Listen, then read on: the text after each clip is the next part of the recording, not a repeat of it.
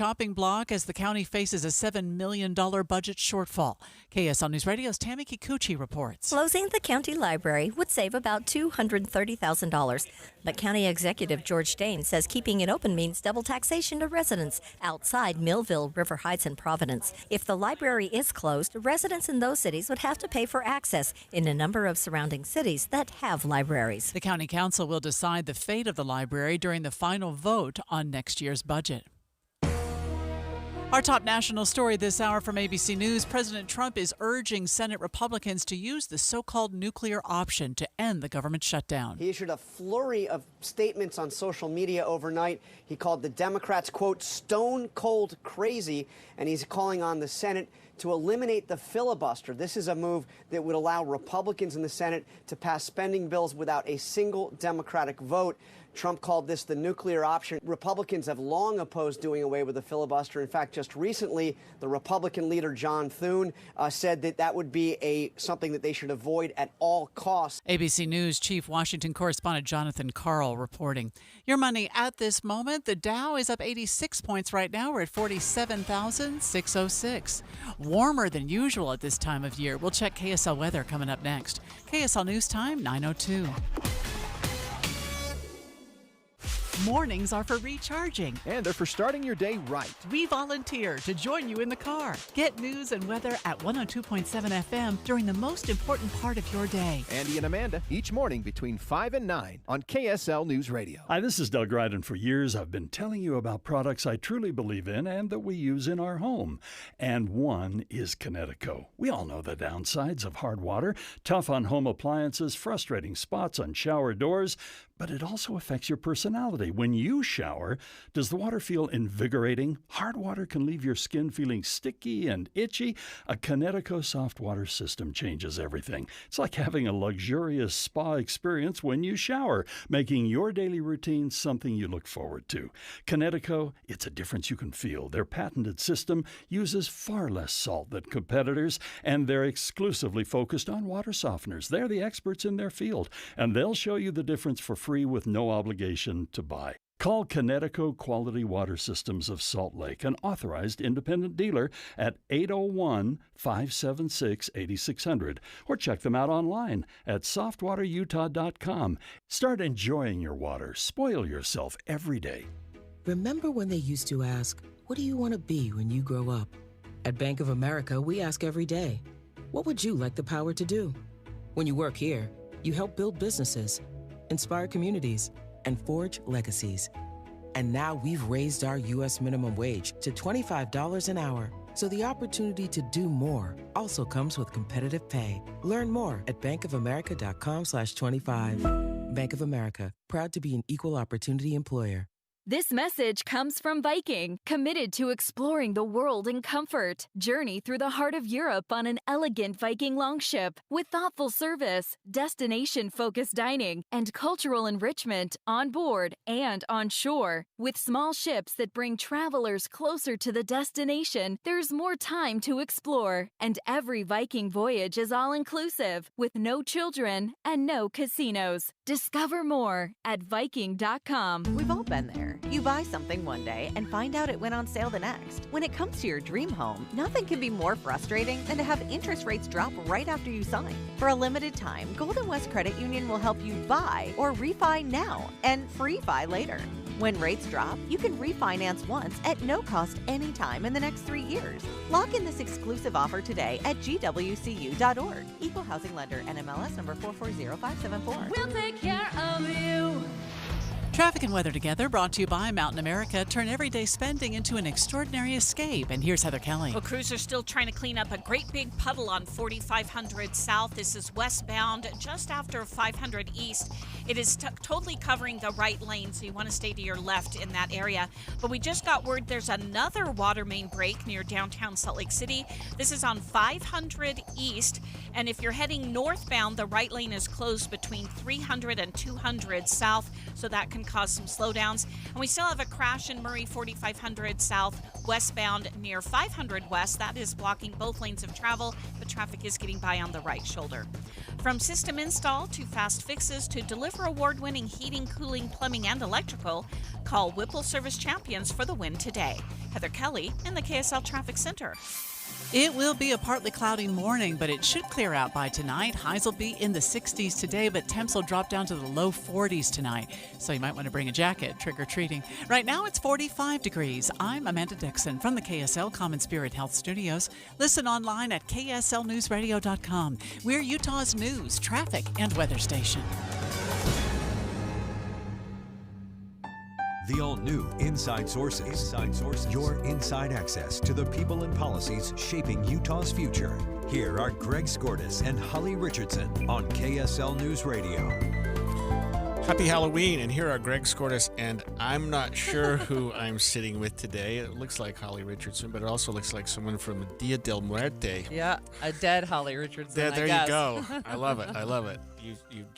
You got ahead of me on this one. I should have thought to wear something fun today. I appreciate it. Greg dressed as a lawyer. And I want our listeners to know that I had, for the first time today, a moon pie. Yay! And it was actually fairly good. I think it was a banana version, so thank you for bringing that. All right. Well, as we head into this scary weekend, food demand is on the rise. SNAP benefits are expected to run out tomorrow. There's some discussion as to whether or not state or federal agencies may jump in and try to bail any of that out, but it doesn't seem to be happening. Well, the state is. So in Utah, we actually have we have a lot of support from the community. And what we have also from the Utah legislature, there was a press release that went out yesterday. And it says this: Utah state leaders are launching a temporary state-led initiative committing up to $4 million in resources to local food banks. So this initiative will help Utahns maintain access to essential food support while federal leaders refuse to act.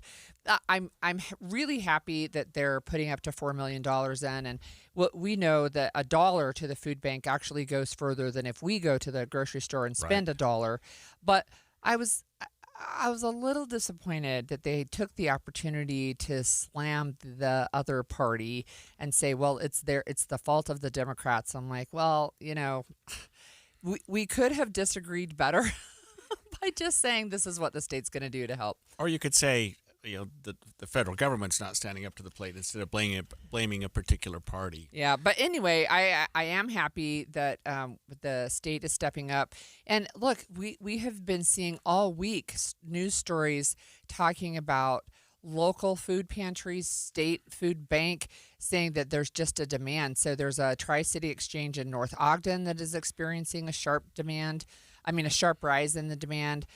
There's the Murray Children's Pantry, but we've just seen it up and down the state that food pantries and the food bank are seeing an increase in demand. And it's something you would absolutely expect here in Utah. Not just the citizens, but the legislature, because stepping up. Yeah, the legislature early on said, look, it's $30-some-odd million a month. We don't have that. We can't do that. But even $1 million, even $2 or $3 million, wherever they can get, is going to make a huge difference. And you're right, money to the food bank. I think we had someone from the food bank or one of our we will who again. said Yep. who said $1 donate equates to $7 in food benefits. Well, we can ask Jeanette Bott. She's the president and CEO of the Utah Food Bank, and she's on the line with us. Thanks, Jeanette, for joining us again. Good morning. So just tell us, if somebody donates $1, how does that translate to you and your ability to buy food or get food? Well, when we get $1 here, we're able to really stretch our buying power. We go to manufacturers. We go directly to the source for food. We buy in high volume. We buy at a price that's much lower than you would at a grocery store. Plus, we have the opportunity to take advantage of people who are willing to help us with that transportation, with the trucks, with the shipping, with the movement of the food. And so, when we take our donated items, whether that is fuel or a driver or a truck, and we amortize that into the price of the product that we're buying, all of those things combined together stretches that dollar. And so it's just important for people to know that while we enjoy food donations from folks and food drives that people across the state have jumped up to do this weekend, it's been incredible, and I have to say thank you to them. The money helps us probably right now more so than the food or the volunteer time. So what are you expecting, Jeanette? We're hearing that SNAP benefits are probably going to end tomorrow. Certain families are going to be without some of the services and the food stamps, food ability to get food as they were a few weeks ago. What are you expecting in terms of the food bank? Well, I think, we're already seeing it this week. We've been watching very carefully since Monday. Numbers are going up, whether it's a mobile distribution we're doing in a neighborhood, whether it's some of our pantries. And Utah Food Bank serves over 300 pantries throughout the state. We're in all 29 counties, so all these pantries are calling for help. For the most part, I would guess, are partners of ours already. So we're kind of all in this together. So, we know, for example, in the Springville area, one of the pantries there said they've seen, 65 more families this week than normally. One of the community mobiles that we do, they were up 50%. The numbers are going to climb, and we won't see maybe a sharp increase next week. It's going to take a few days for people to get through what they might have in their home already. Then when it's time to go to the store again, that's when we're going to see the hit. So I think a week from now, we'll see numbers even higher. So I know we've talked before that you need items that are kid friendly. Are there any other type of items? Do you need diapers? Do you need high protein foods? Or is it mostly just the food that's kid friendly? Kid friendly is just one part of what we need. We really always need protein. So if you think of canned chicken, if you think of something, of beans that are high protein, ironically, Spam is one of the number one requested items that people ask for. So things, that are canned that we can pass through that are healthy are great to have. We also have acquired the Utah Diaper Bank, so that's now part of Utah Food Bank. So diapers are part of what we do as well. So we are looking for diapers. We've got a lot of the size 5 and up. We need the smaller sizes. We don't do adult diapers. It's just for the kids. So diapers is another item that if you're going to do a food drive, please include those, this year with your list of things that you're asking for. Jeanette, at what point do our resources become at a critically low number? Right now, it seems like you're getting a lot of support and you're getting a lot from the community, even the legislature. But at some point, this government shutdown is going to get to where we can't, and you all can't, do what you're doing right now. Do you know how long we can hold out? Well, we're looking at November right now is our challenge. If the government has it open by November 15th and they are able to fund the SNAP program for December is going to be dire. We're able to take monies that are coming in. We're buying additional product to go with what we already have here that's in our inventory. And we're looking at the areas in all of the counties, particularly in rural Utah, everyone where they have SNAP recipients who are going to be impacted. So we're carefully looking and strategically placing the food. But that's a good plan for November. I'm really, really nervous what December would look like. It would be very frightening. All right. Thank you so much, Jeanette. We will stay on top of this issue. That was Jeanette Bott, President and CEO of the Utah Food Bank. I just want to point out that there are a large number of organizations, businesses, et cetera, but there is one individual family, which I think is really great. They did a K-pop Demon Hunters house for Halloween. So we've talked about that cultural phenomenon, K-pop Demon Hunters, and they this house in, I think it's South Jordan, let me look, but they are collecting donations for the Utah Food Bank. So they have become very popular. People are driving by, and so they are using that opportunity to collect food for the Utah Food Bank.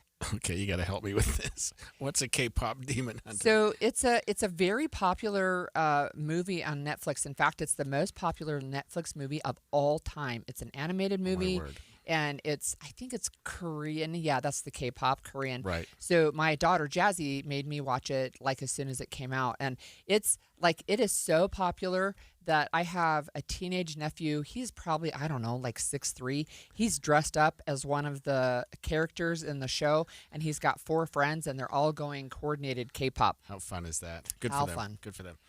Okay, so when we come back, we're going to continue our conversation on ways Utahns can help. Stay with us over the break. Jim Weber is here from Foothill Oriental Rugs. And Jim, it's always exciting to have you here because then we know it's the semi-annual sale.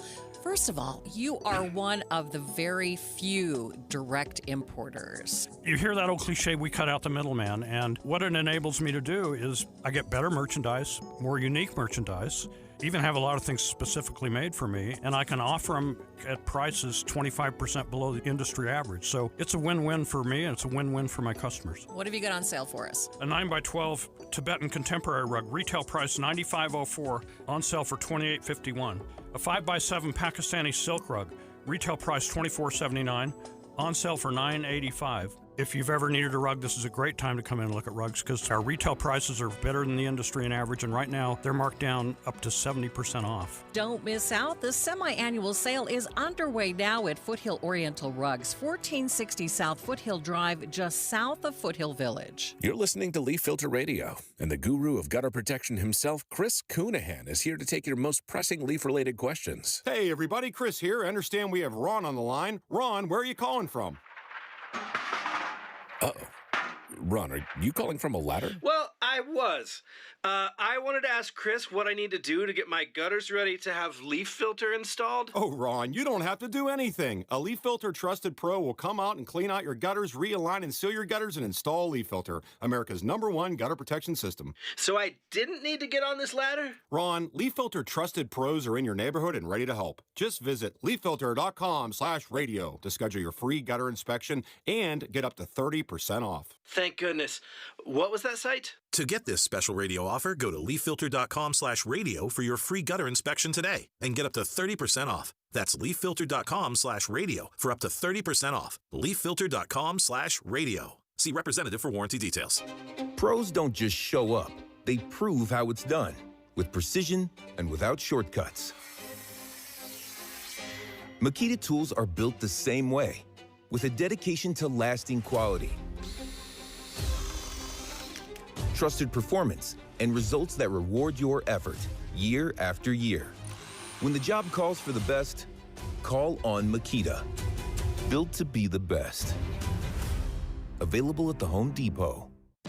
Workdays can be unpredictable, but your workwear shouldn't be. With the Cintas Apparel Plus program, you'll have freshly laundered garments for everyone on your team delivered every week. Cintas has workwear for just about any job imaginable, with high-performance fabrics and an uncompromising fit that stretches and moves with you. Don't leave looking and feeling good to chance. Visit Cintas.com. Oh, I'm ready! And get ready for the workday.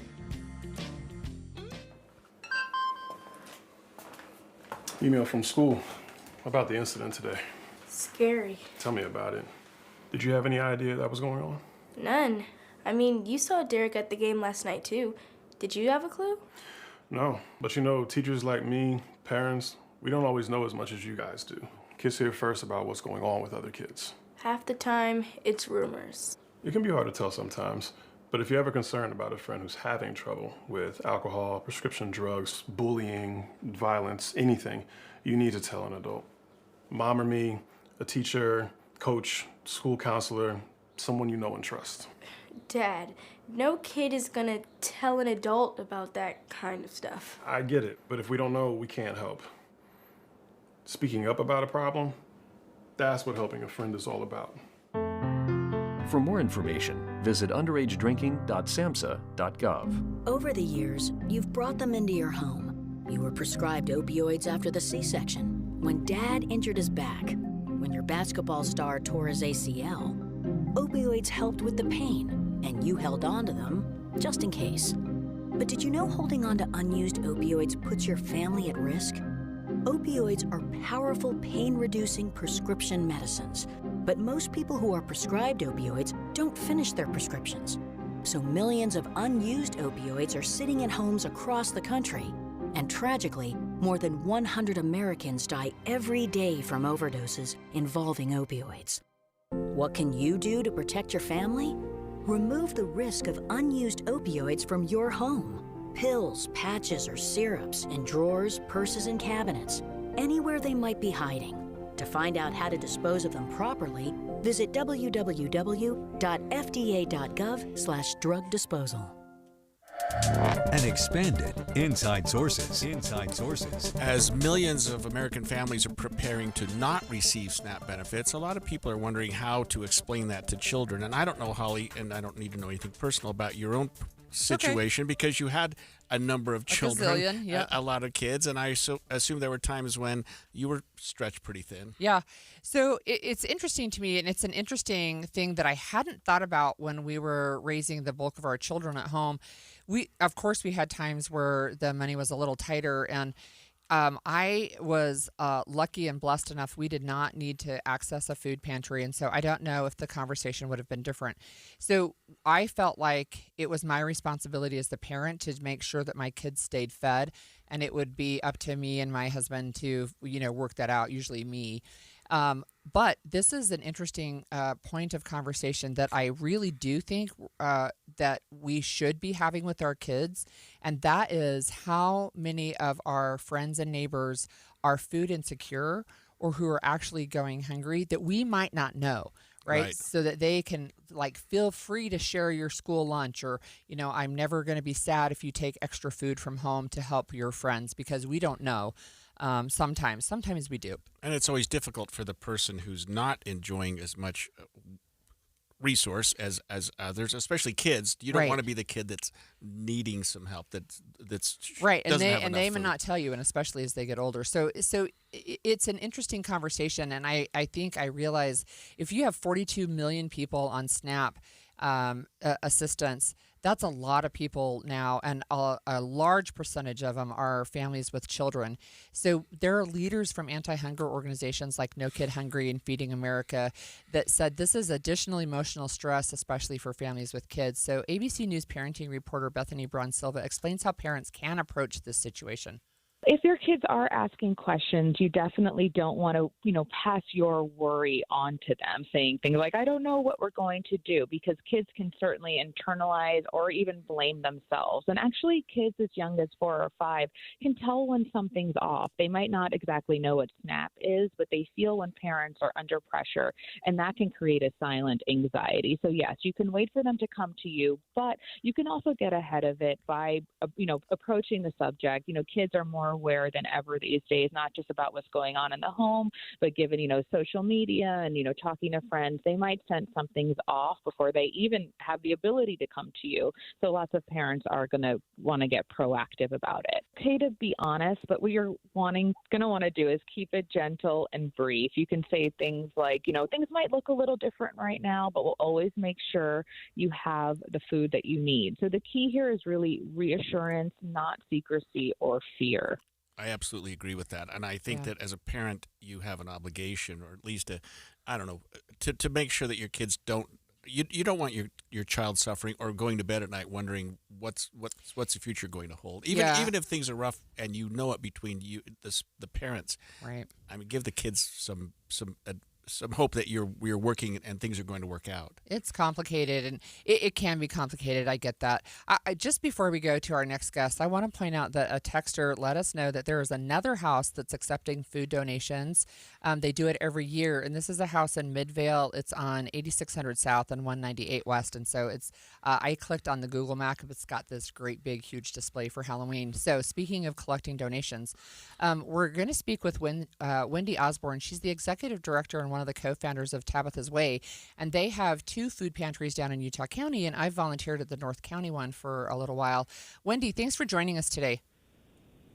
Thank you so much for the invitation. Yeah, I wonder if you can start just right off the bat by addressing what we were just talking about. Are you seeing an increase in concerned parents coming into your pantries? We absolutely are. We are seeing people coming in, either seeing it in the form of maybe lining up a little bit earlier, or even some clients asking us, are we going to get food today, or concerns about whether or not our pantries are going to run out of food. So absolutely. So what are your thoughts about as early as tomorrow when SNAP benefits run out and parents and families are starting to think, we don't have what we had a week or a month ago. Are you bracing for that now, that in terms of what you're going to have at your pantries? We are. I mean, many of the families who rely on SNAP are suddenly, finding themselves without support for groceries, and they're turning to the food pantries for the first time. And so we are seeing that, and our organization is currently proactively trying to figure out ways that we're going to stock our food pantries to make sure we have enough food. We are seeing the demand already rising, and we expect it to surge even higher in the upcoming weeks. And of course, our biggest concern is running out of food. And then public food drives do help, but they do mainly bring in canned foods and dry goods. We still need items that can't be easily donated, such as milk, eggs, cheese, and frozen meats. And so we're also asking, in addition to food drives, for monetary donations that help us purchase these essential perishable food items in bulk. That every dollar helps us fill the critical nutrition gaps that food drives can't cover, and also allows us to respond quickly to the needs as the situation unfolds. But we do have a concern that this might be a food security crisis that's been unprecedented. I mean, this has been a longer shutdown than we've ever seen before, and there's certainly a lot of concern for the families coming in, and also all of us. We're in conversations with other food pantries and food banks, and just talking to them and seeing what can we do, and putting our heads together and brainstorming what we're going to do to address this crisis, and definitely a lot of concern. So, Wendy, maybe you could tell our listeners, if they are feeling like they've never been to a food pantry before, they're not sure how the process works, how do they start the process of being able to get food from a pantry? Yeah, most food pantries don't create a live barriers to receive assistance. It's pretty simple. Just come to a food pantry. We welcome you with open arms. If you're concerned, maybe if you're currently going to a food pantry and you know of a neighbor or a friend who might also be struggling, invite them to come with you. Sometimes just going with a friend makes it a little bit easier for the first time. But I think most individuals will find that when they come to our food pantry, our goal is really to address that current need of food insecurity and not to create barriers. And so just come in. We want people to come in if they need help. We understand that most, just statistically from our pantries, we see that the largest population we're serving are children. We don't want any children or anyone in our community to go without food. And so come into our food pantries, or give us a call and ask, what's needed. Do they need an appointment or whatever? I mean, most pantries it's not an appointment or whatever, but definitely just call ahead. But if you can't call ahead, please just show up, and you're going to get help. Let me just follow up with that a little bit, Wendy. In terms of first-time people who are going to food pantries or food banks and may have a little bit of, I don't know, pride's not the right word, but just I don't know, discomfort. Yeah, maybe. Discomfort. How would you address people that are feeling that way? And suddenly they're either unemployed because they have a government job, or their food benefits are being cut off tomorrow. How would you talk to people like that? Well, for our food pantries, first off, we believe in serving everyone with dignity and respect. When you come into our food pantries, they look very much just like a grocery store. So simulating what it would feel like to just go to your local grocery store and shop. We want people to feel very comfortable and welcome. And then it's about having good conversations with individuals. The first time somebody comes into our food pantry, we do initial intake, and part of the conversations we're having with them is explaining how our food pantry works, making them feel welcome, explaining to them how we're here to support them, not only providing the food that they need today, but also what resources might help them to get out of their food insecurity.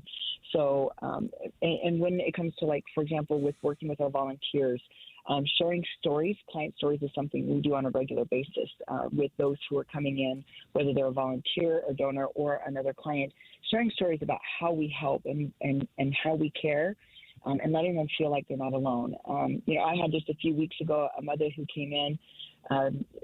She has 5 children. Her husband emptied their bank accounts and just walked out on her. And the fear, you can sense the fear in the tone of her voice and her eyes, and just offering her comforting words and letting her know she's not alone and that she's going to be supported. And food pantries are exactly that, a way that communities can support those in need in their community. And so, and as we like to say, neighbors helping neighbors. We're going to lock arms and we're going to support one another through these different crises and tough times. So, Wendy, one quick question. If somebody wants to donate financially to Tabitha's Way, how can they do that? Go to our website is the easiest way, and just click the donate button and support. And please, obviously, yes, we need your support for Tabitha's Way, but donate to your local food pantry in your community, wherever that might be. Help one another. We're going to need our communities to support us now more than ever. And this is an excellent way to do it, is donate financially, do a food drive, or come in and volunteer if you can't do one of those things. We're going to need everyone, all hands on deck to get this job done. Thank you, Wendy. That was Wendy Osborne, Executive Director of and one of the co-founders of Tabitha's Way in Utah County. Some heartbreaking and some heart-lifting stories, that we learned sort of the best and the worst of humanity in times like this. When we come back, we're going to visit a situation that happened at the Salt Lake Airport that's gone viral and caused a lot of consternation among Salt Lake City leaders, involving a woman being arrested at the Salt Lake Airport by ICE agents. We'll talk about that when we come back. 9:30 at KSL News Radio. I'm Amanda Dixon. Our top story, a police chase traveled through Midvale, Sandy, and West Jordan last night. Sergeant Amy Reyes with the Unified Police Department says the vehicle itself was stolen. Our officers were in Midvale, Utah, about 8300 South State Street, when they located a vehicle that was involved in an incident with Salt Lake City Police Department last night where they rammed a vehicle and a police officer in that vehicle. The chase ended when the driver lost control, damaging several cars in the process. No officers were injured. A man accused of kidnapping a mother and her 3 kids from Washington County has been found guilty. Prosecutors say David Remley assaulted his ex-girlfriend, then took her and her children across state lines to flee police. His sentencing is scheduled for December 11th. Our top national story this hour, 2 tech titans have reported strong quarterly results, with Apple's new iPhone leading to record sales and profits. Amazon also says that it's encouraged by the start of its peak shopping season. It reported blockbuster sales just days after announcing those massive layoffs of at least 14,000 white-collar jobs. Amazon CEO Andy Jassy now insists that those job cuts were not really financially driven or AI driven. They were about creating what he calls a startup culture. But he also says that AI is saving companies a lot of money by helping with tasks like customer service. ABC's Elizabeth Schulze reporting. Your money at this moment, the Dow is up 65 points. We're at 47,588. Coming up, we're in a warming trend. KSL weather is next. KSL News Time, 9:32.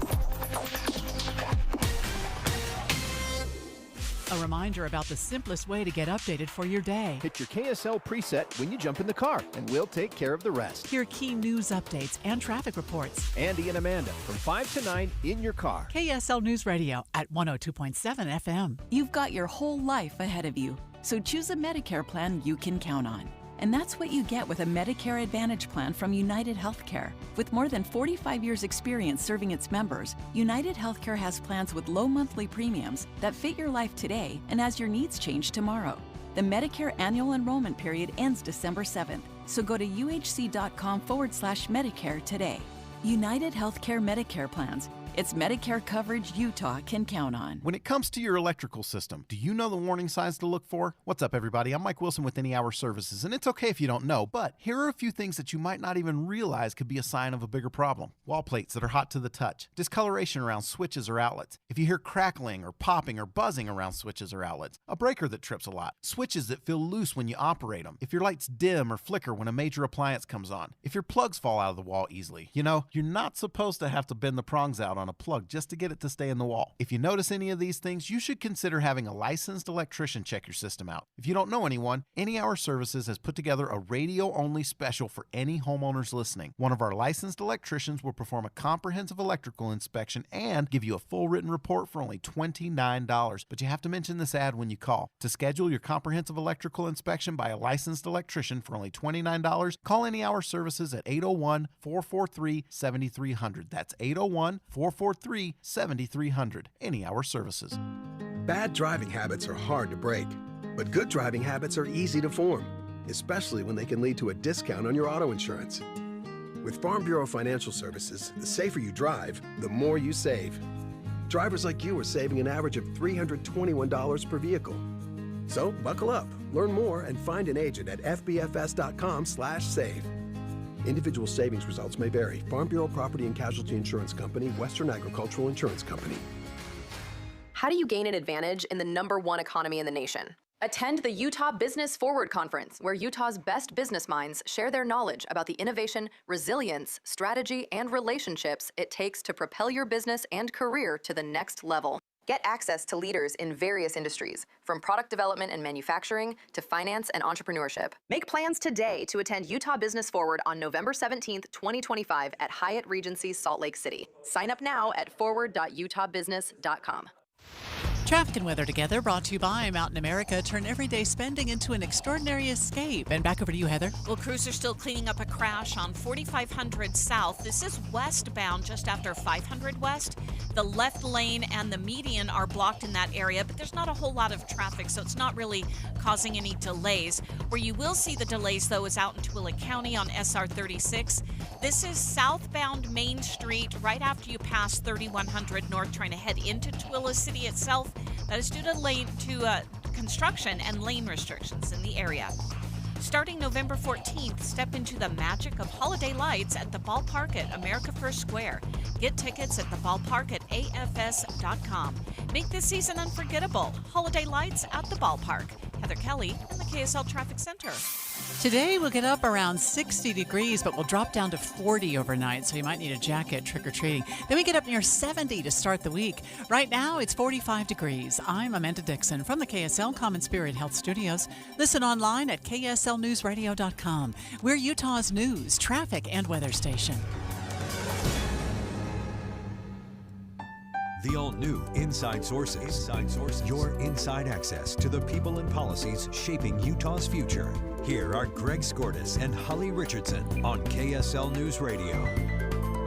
You know, I'm not even sure how to begin, but when we talk about what's happening in this country as it relates to ICE and people who are here illegally and how we're dealing with those, it's gotten to the point, Holly, where, and I kind of blame both sides, but we're seeing things in this country we have never seen before. And ICE arresting people in public settings and taking people into custody is always troubling. But it happened right here in Salt Lake at the Salt Lake City International Airport just a day and a half ago. You know, one of the things I think that we didn't know for quite a while was that it actually was ICE. So what happened were there were 4 men just like in normal clothes. Plain clothes, right. They didn't have a mask on. They didn't have a uniform on. There were no badges. And there's a very famous author, Shannon Hale. She has a New York Times bestseller, multiple books. She filmed this, and it was her video that went viral. And she said, like, she couldn't tell. Was this woman being abducted? Was this some kind of arrest? They didn't look like police officers, right? So she was very concerned with that. Yeah, here's a little sampling of her video. You might find this a little bit disturbing, so just be aware of that. No! I mean, this is a woman. She was taken into custody by ICE agents. Her name is Marta Leyva.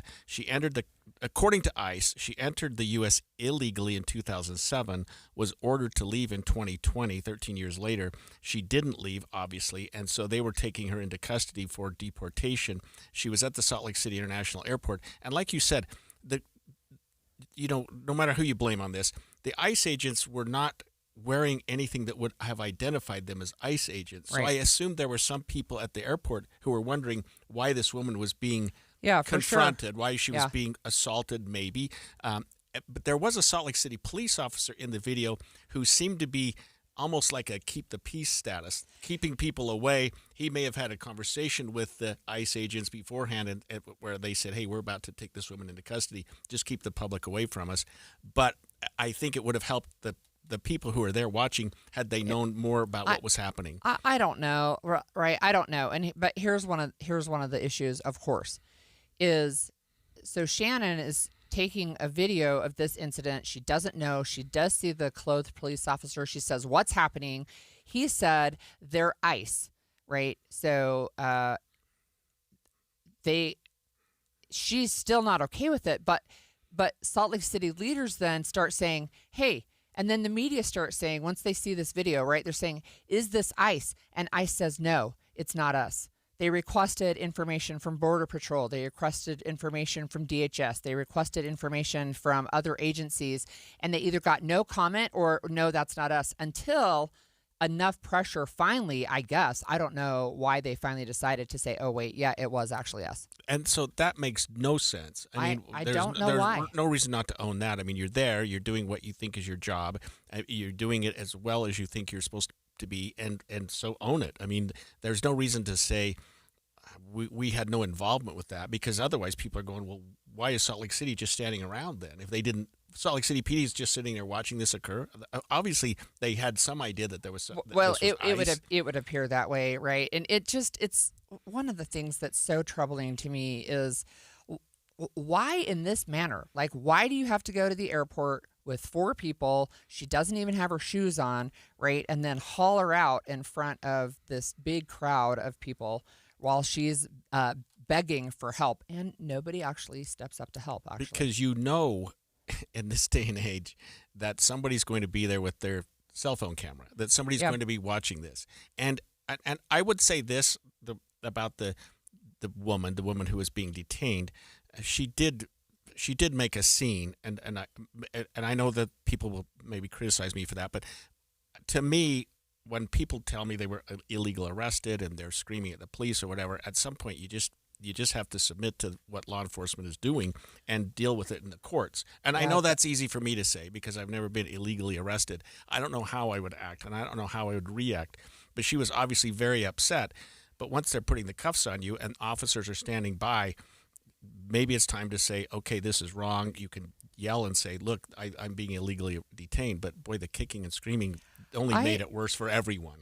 I guess I'm going to disagree with you, and here's why. Especially with so there's a couple of things. One, ICE, whether they're acting illegally or not, a lot of times there's question about, are they actually even ICE agents, right? So we know that there are crimes being committed by people who are not ICE agents but are claiming that they are ICE agents, especially sexual assault on women, right? That has been happening. So that's one thing. And the other thing is we have had a number, I'm thankful it's not the majority, but a number of people who have quote unquote disappeared into the system. Their family doesn't know where they are. I can tell you right now, everybody knows her name now, and they know that she has been taken into custody. And part of it is because she did fight back and say, you know, this is wrong. Help me, help me, help me. And she was yelling, I have papers. I have papers. Right. So that's another question, right? Is that why she was being taken? And again, it was unclear at the beginning. They didn't say, hey, we're ICE and we're here. We're taking you into custody. They didn't do that. Yeah. And I've dealt with people here in the country legally and illegally over my 43 years. And I would say there's been a seismic shift in the way that we're doing this. And I go back to Tom Homan, who's the border czar, who has made it clear that if you're in this country illegally, you're already committing a crime. And historically, Holly, we have dealt with people who are here illegally once they commit a crime. If you commit a crime, you can be deported. We call it deportable offenses. Right. And people are deported. And I think that the public and certainly the Trump administration became frustrated with that process and said, look, why don't we recognize that even being here in the first place without proper documentation is a crime, and that's how we're treating it. We haven't done that in the past in this country. But let me just remind our listeners, it's a misdemeanor to cross the border without documentation. In Utah, it's an infraction. We're not a border state. It's an infraction to be here without proper documentation. So, you know, we've got several texters who are weighing in on this, and we're running out of time. But one texter just says, look, this is why some people don't want to go to law enforcement. They're afraid, right, that if they go to law enforcement for a crime committed against them, right, that they're gonna be the ones that end up in trouble. Yeah, if you're in an abusive marriage and your documentation here isn't as good as it could be, do you call the police? Right. Because then who's going to be taken into custody? We actually have that situation down in southern Utah right now where an American citizen married to a woman who was here with a green card, but he just said, I'm just going to turn you over to ICE and I want custody of the kid. Yeah, right? And what are you going to do? Because if you're deported, you're not in a very right good now position. he's in jail for domestic violence. But I mean, it's concerning, right? And it's like, why this way? I just don't understand. Is it just for theatrics? Is it to instill fear in people? Is it to make people who film it fear for their safety also, because we know people who have been filming in other places, not in Utah, but in other places, that they've been picked up and taken to jail, right? So anyway. Or to meet some numbers, which is to deport so many people a day and so many people this year. And to try to get to those numbers, you're arresting and detaining people that historically we were not. Yep. Well, we're going to shift back to Halloween. Good. So today is Halloween, and little and big trick-or-treaters are going to be out tonight. So kids on the autism spectrum, however, can bring, it can be challenging sometimes. So we're going to talk about ways that everybody can help make Halloween enjoyable for everybody. That's coming up next, and we're streaming live on KSLNewsRadio.com and on the app for KSL News Radio, sponsored by At Your Service Pros. It's the Medicare Advantage annual enrollment period, and Humana knows not everyone has the same needs when picking a Medicare Advantage plan. Now that I'm retired, I want to enjoy the life I've worked hard to build. So I want a plan that covers me when I'm traveling the country. Humana has a plan for that. As a veteran, I want a plan that fills in the gaps my VA coverage doesn't provide, like dental care. Humana has a plan for that. I feel good about my health. I just want care and coverage with predictable costs. No surprises. Humana has a plan for that. With a Humana Medicare Advantage plan, you get coverage and benefits that focus on what matters most to you. Learn more at gethumana.com. Humana, a more human way to healthcare. Humana is a Medicare Advantage HMO and PPO organization with a Medicare contract. Enrollment in any Humana plan depends on contract renewal.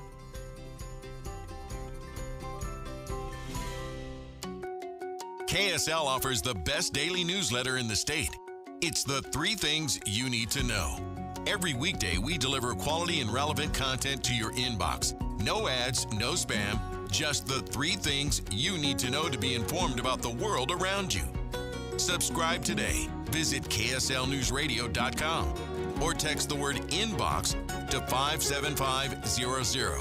That's inbox to 57500. The Utah Mammoth and Smiths are teaming up to get you to the game. With qualifying Smiths purchases, you can score single goal view tickets, hot dog and a bottle of water included for just $15. The catch? These tickets go fast. Download the Utah Mammoth app, enable push notifications, and be the first to know when new tickets are released. Shop at Smiths and snag your seat for $15. Simple. Grab the Utah Mammoth app today and watch for the next release. Tusks up. If you are facing divorce, call Cordell and Cordell today. There's a lot on the line in divorce. This is Joe Cordell of Cordell & Cordell, the largest family law firm in the country, with over 35 years of helping clients navigate divorce. Divorce touches all areas of your life: your home, savings, retirement, and of course, kids. So when you find yourself facing divorce, you need a partner you can count on. If you are facing divorce, contact Cordell & Cordell today at 1-855-GET-LEGAL. That's 1-855-GET-LEGAL. CordellCordell.com. If you're 55 or older and into that whole saving money thing, T-Mobile has an exclusive phone and internet bundle just for you.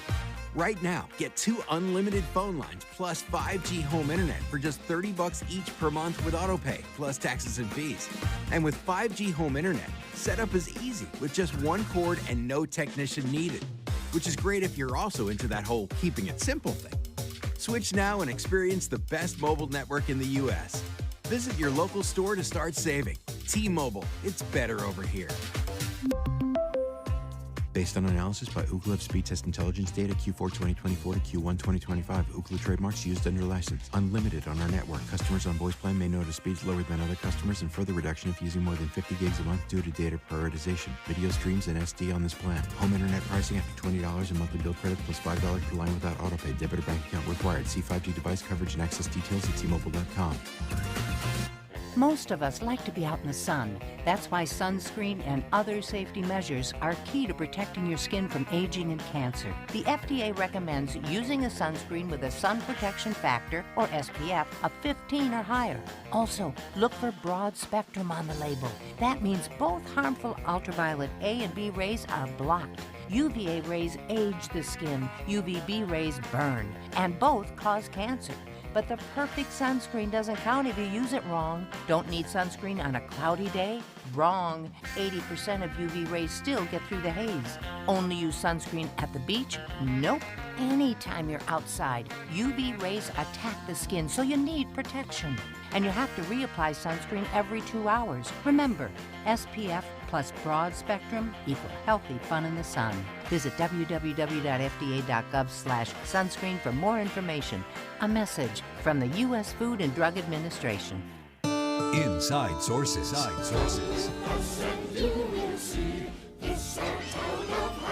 Okay, this is Halloween, and today is Halloween, and little and big trick-or-treaters are going to be out tonight. Be careful when you're driving. Make sure that you pay a special attention to the young people, and be aware of this, that kids have different challenges when it comes to things such as Halloween. We're going to talk about that now, including kids who may be on the autism spectrum. Yeah, one of the things I think that we have become more and more aware of is that there can be additional needs, right? And one of the things, it's not just autism. There are other things that we, as people who are handing out candy or treats, we may not be aware of. And so we do have some tips for parents who might have children on the spectrum. And we have a granddaughter who was just diagnosed. I also have some adult children that I suspect probably are, but haven't been diagnosed. But there are some tips. There's some from Learn Behavioral on YouTube that explain a little bit of what you can expect. My biggest tip, and what all of this that we're going to talk about kind of goes into, is practice. Halloween is so fun. It can be a little overwhelming. It can be a little overstimulating for any kid, let alone a child with autism. That getting through that routine, practicing what you're going to do, making sure your child is ready to know what to expect, can really go a long way. One of the things I've done with a few of our clients is actually had them, if they're able to, draw the route for us, where we'll make a picture together with crayons and markers and whatever, and kind of draw what the route is going to be that we've predetermined for Halloween. We're going to go down this street, then we turn right, then we turn left on that other street, and so forth. I think that makes sense for a lot of first-time trick-or-treaters as well. Especially our really young kids, because they're out there on the street and they're seeing things that things that they haven't been aware of before, and monsters and things like that. Even if you're not on the spectrum, or even if you, it's just your first year out. You're 3 years old. You're going, what's going on? Well, our daughter Jazzy is 11, and she's got high levels of anxiety. She hasn't officially been diagnosed as being on the autism spectrum. But knowing what to expect, and me as a parent knowing when she's had enough, right? That's been what has worked for us. I cannot surprise her with anything. So to your point, saying, this is where we're going to go, and this is what you're going to say, and I'll come with you up to the door if you want me to, right? When she was younger, that was more helpful. Now that she's a little bit older, I gave her the option this year. Do you want to go trick-or-treating? Do you want to do it around our neighborhood? Do you want to go down to your sister's house and go with your 2-year-old nephew? Or do you want to stay home? And she said, I want to stay home and hand out candy. And I said, okay, right? That is her choice. And that is maybe the choice of some kids. They don't want to go out there. She was really easily overwhelmed by crowds. And so the first few years we tried trick-or-treating, we maybe made it to 4 houses, and then she was done. She's had enough. Yeah. And when if you're a parent, or you're just like your daughter you're answering the door, be careful and conscious of the kids that are there. I always put them on the spot, trick or treat. Let's hear your trick, and I'll give you a treat. Some are like, but there may be some, there may be some that are afraid, or they're maybe too nervous to say trick or treat, right? And so making sure that you're not, quote unquote, shaming the kids. There may be allergies that the kids are aware of that may make them picky. They may look like they're picky when you're handing out treats at the door. I know when I was listening to the morning show driving in today that they had a texter who said they have a family who has a child with diabetes in their neighborhood, and so they just stopped handing out the sugary treats, right? So that's a way to accommodate as well. We have a news article that we're looking at. It's a piece by Matt Rokowski. He's the CEO at Above and Beyond Therapy in Utah.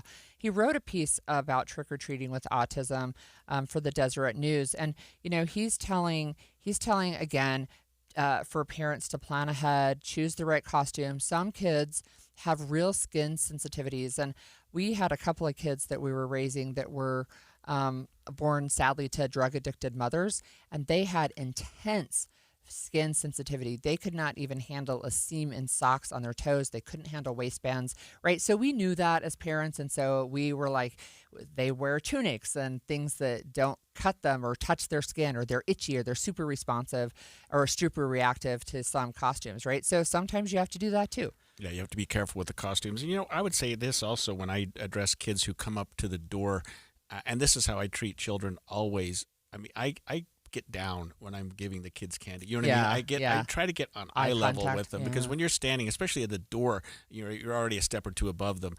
Get down to their level. No matter what they're dealing with, if it's a child, they'll react to you much better, I think, if you're at eye level with them and talking to them at their language. One of the things, I don't know if you've ever noticed this in some stores, they'll sell teal colored pumpkins buckets, like for trick-or-treating, and they're teal, and that is a signal, doesn't have to be, but a signal that child might have autism or be on the autism spectrum. I didn't know that. Yeah, it's a way to signal without saying, hey, my kid might have this issue. One of the things that Matt Rakowski recommends is that the kids can practice trick-or-treating or practice saying it, or you can even have little cards that say trick-or-treat on it or thank you, and you can either use it to prompt the kids or just show the person at the door maybe. How fun is that? Yeah. I mean, that's what you need to do. I mean, I love Halloween. You just don't think about a lot of this stuff. We talked the other day just about even safety and driving around and being careful of that. I mean, you don't want a kid dodging traffic either. That's a bad way to start your Halloween day. Yeah, that's a bad way. Sensory overload can be an issue.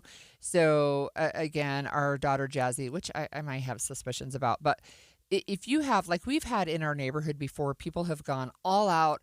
They have not only do they have stuff on the outside, but we've had neighbors in the past that created a whole haunted house. You could go through the entire house, and they had like a path, and only mildly scary, but some stuff, right? But that was one we wouldn't do. And if they had big animatronics, we wouldn't do those either, because those are unexpected and they can be very frightening. And so maybe just you have to read your child as you come toward the house. Exactly, and if they're hesitant, or some people have the scary monster on the porch. Yeah, it might or may not be a real person.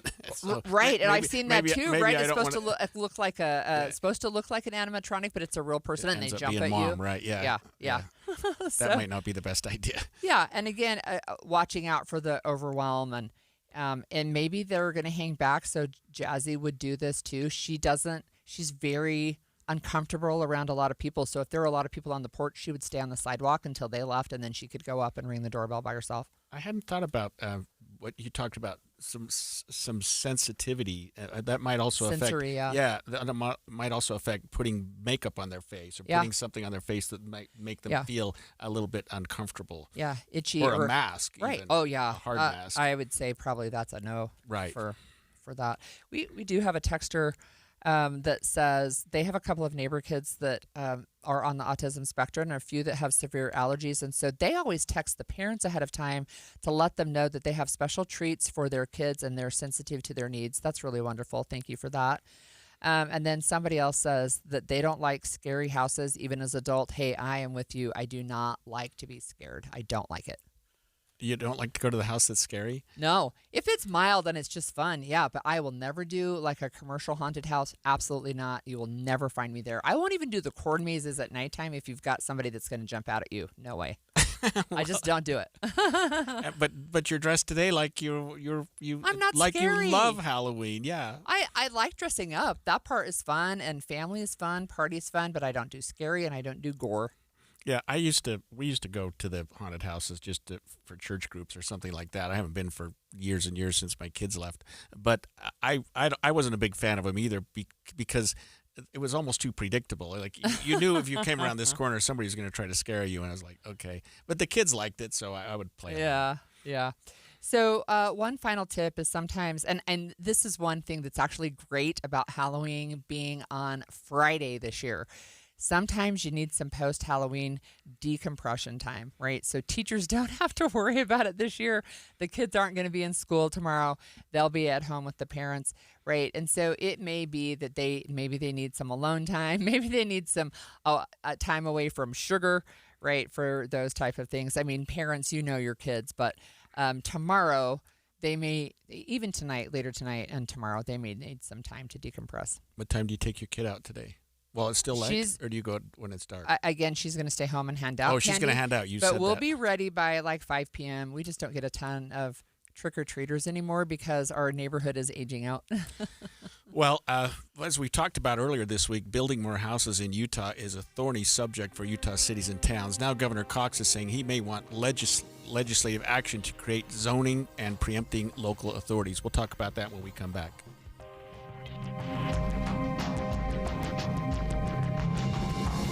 KSL FM Midvale. KSL Salt Lake City. From the KSL Common Spirit Health Studios, this is KSL News Radio.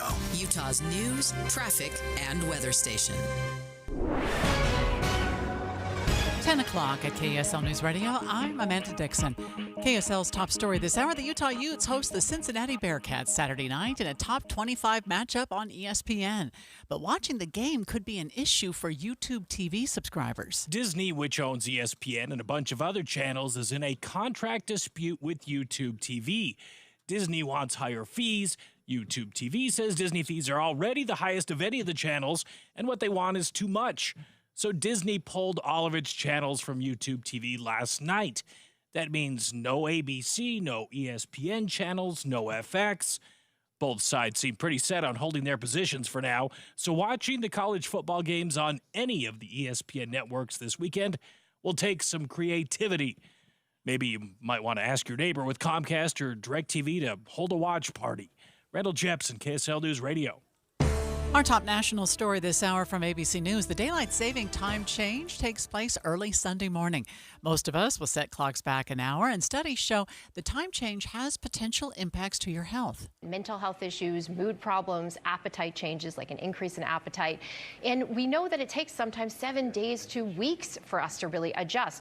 ABC News Chief Medical Correspondent Dr. Tara Narula says when the body's circadian rhythm is disrupted, bad things can happen.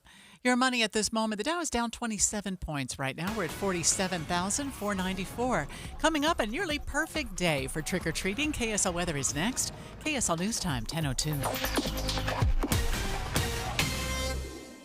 The sources where we get our news matters. When you listen to Utah's Morning News, we want you to feel the stories are important to you and trustworthy. This is Amanda Dixon. And I'm Andy Farnsworth. Join us weekday mornings on KSL News Radio. A 15-year-old girl who chewed through a rope to escape a serial killer. I used my front teeth to saw on the rope in my mouth. The killer prowled the Pacific Northwest in the early 70s. He's been convicted of murdering 2 young women, but suspected of many more. Maybe there's another one in that area. Follow Stolen Voices of Dole Valley now, so you don't miss an episode. Here's a tale of Becky. Didn't know what to do with new meds prescribed and no real cost clue. She squinted at prices, that can't be right. Then tapped GoodRx and saw the light. She can get a deal. Book telehealth if she feels. Learn about those meds without any stress. That one little app does all the rest. Even my horse downloaded it. Dang, save time and money on prescriptions. Check GoodRx. GoodRx is not insurance. Let's go! You're still glowing, flirting, grooving. You've still got it. But your immune system weakens as you age, making it harder to fight flu, pneumococcal pneumonia, RSV, and COVID-19. Vaccines are a key part of any health routine and help strengthen your immune response. Ask your doctor or pharmacist which vaccines you need. Schedule in minutes at VaxAssist.com. Sponsored by Pfizer. You've got your whole life ahead of you, so choose a Medicare plan you can count on. And that's what you get with a Medicare Advantage plan from United Healthcare. With more than 45 years' experience serving its members, United Healthcare has plans with low monthly premiums that fit your life today and as your needs change tomorrow. The Medicare annual enrollment period ends December 7th, so go to uhc.com/Medicare today. United Healthcare Medicare plans. It's Medicare coverage Utah can count on.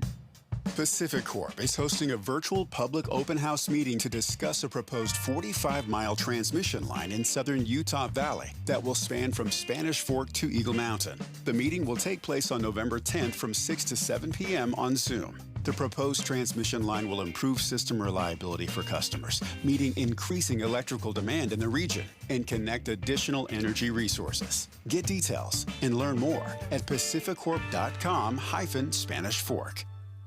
Traffic and weather together, brought to you by Mountain America. Turn everyday spending into an extraordinary escape. And here's Heather Kelly. Well, construction and lane restrictions are the only thing that might be slowing you down at the moment. The worst of it is in Tooele County. It's on SR 36, also known as Main Street. Heading southbound, leaving Erda, trying to get into Tooele City. You're down to one lane, and that does back traffic up from time to time. You also have construction on 4500 South in Murray, right around Atwood Boulevard, but not enough traffic there to slow you down. So just be aware of those orange barrels pretty much everywhere you're trying to get to, but right now, not enough traffic to slow you down in most areas.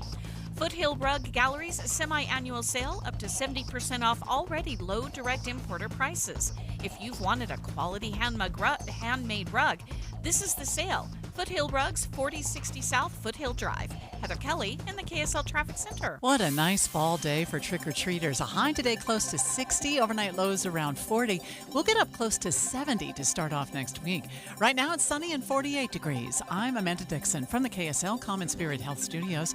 Listen online at kslnewsradio.com. We're Utah's news, traffic, and weather station. If you're 55 or older and into that whole saving money thing, T-Mobile has an exclusive phone and internet bundle just for you. Right now, get 2 unlimited phone lines plus 5G home internet for just $30 each per month with autopay, plus taxes and fees. And with 5G home internet, setup is easy with just one cord and no technician needed, which is great if you're also into that whole keeping it simple thing. Switch now and experience the best mobile network in the U.S. Visit your local store to start saving. T-Mobile, it's better over here. Based on analysis by Ookla Speed Test Intelligence data Q4 2024 to Q1 2025, Ookla trademarks used under license. Unlimited on our network. Customers on voice plan may notice speeds lower than other customers and further reduction if using more than 50 gigs a month due to data prioritization. Video streams and SD on this plan. Home internet pricing after $20 and monthly bill credit plus $5 per line without autopay. Debit or bank account required. See 5G device coverage and access details at T-Mobile.com. The new Inside Sources. Before we talk about housing, I just want to share, we've got 3 texters who told us that they think Halloween should be celebrated on the last Friday of October every year. And I will just note that a couple of sessions ago, it might have been 2025, but I think it was 24, there was a state legislator who said, let's move it to the last Saturday in October. The school issue, everybody can plan on it, everybody can celebrate. It was shot down so fast, it got nowhere. But I think the Friday one would have gone better because at least you can go to school or work and have fun on Halloween and then have your... Look, I'm telling you, they're like, absolutely not. It is October 31st, and there is no way anybody is going to change it. So people have thought about that. It just didn't really go anywhere. And then we did have a texter who let us know that... long before the teal pumpkins were associated with autism sensitivity, it was originally created by FARE, F-A-R-E, which stood for Food Allergy Research and Education. And it meant that you were food allergy aware and that you had non-food prizes to hand out. So if you put a teal pumpkin on your porch, family with food allergies knew that you had prizes and not just candy. So I did not know that. So thank you for educating us on that. Yeah. That's really interesting. Yeah. Well, we do want to talk about housing because building more houses in Utah has become a bit of a thorny subject for Utah cities and towns. And now Governor Cox is saying he may want legislative action to create statewide zoning, which would preempt local authorities. This is a move that could allow the state to overrule cities when it comes to building houses. And here's Governor Cox speaking about the need to what he's calling deregulate. We have to deregulate to allow people to build what they want to build where they want to build it. So I don't know how this works, but you served on the legislature, and what we're talking about here, I guess, is having some legislation that really prevents cities from... It would preempt the city's zoning. It would override the city's zoning. So here's the issue. Housing and building housing and affordable housing, it can be complex. There are a lot of different entities that can be involved, including the state, but city and local governments, county governments, right? And so zoning is one of those things. And if you talk with builders, sometimes they'll say, look, or even cities, they'll say, look, we have permitted a lot of houses, but they're not being built, right? So there's just a variety of things. And then you have the attitude of what some people say is NIMBYism, which is not in my backyard, right? It's like, yes, we need affordable housing. Yes, we need high density housing, which means, like apartment buildings or condos, but not where I live.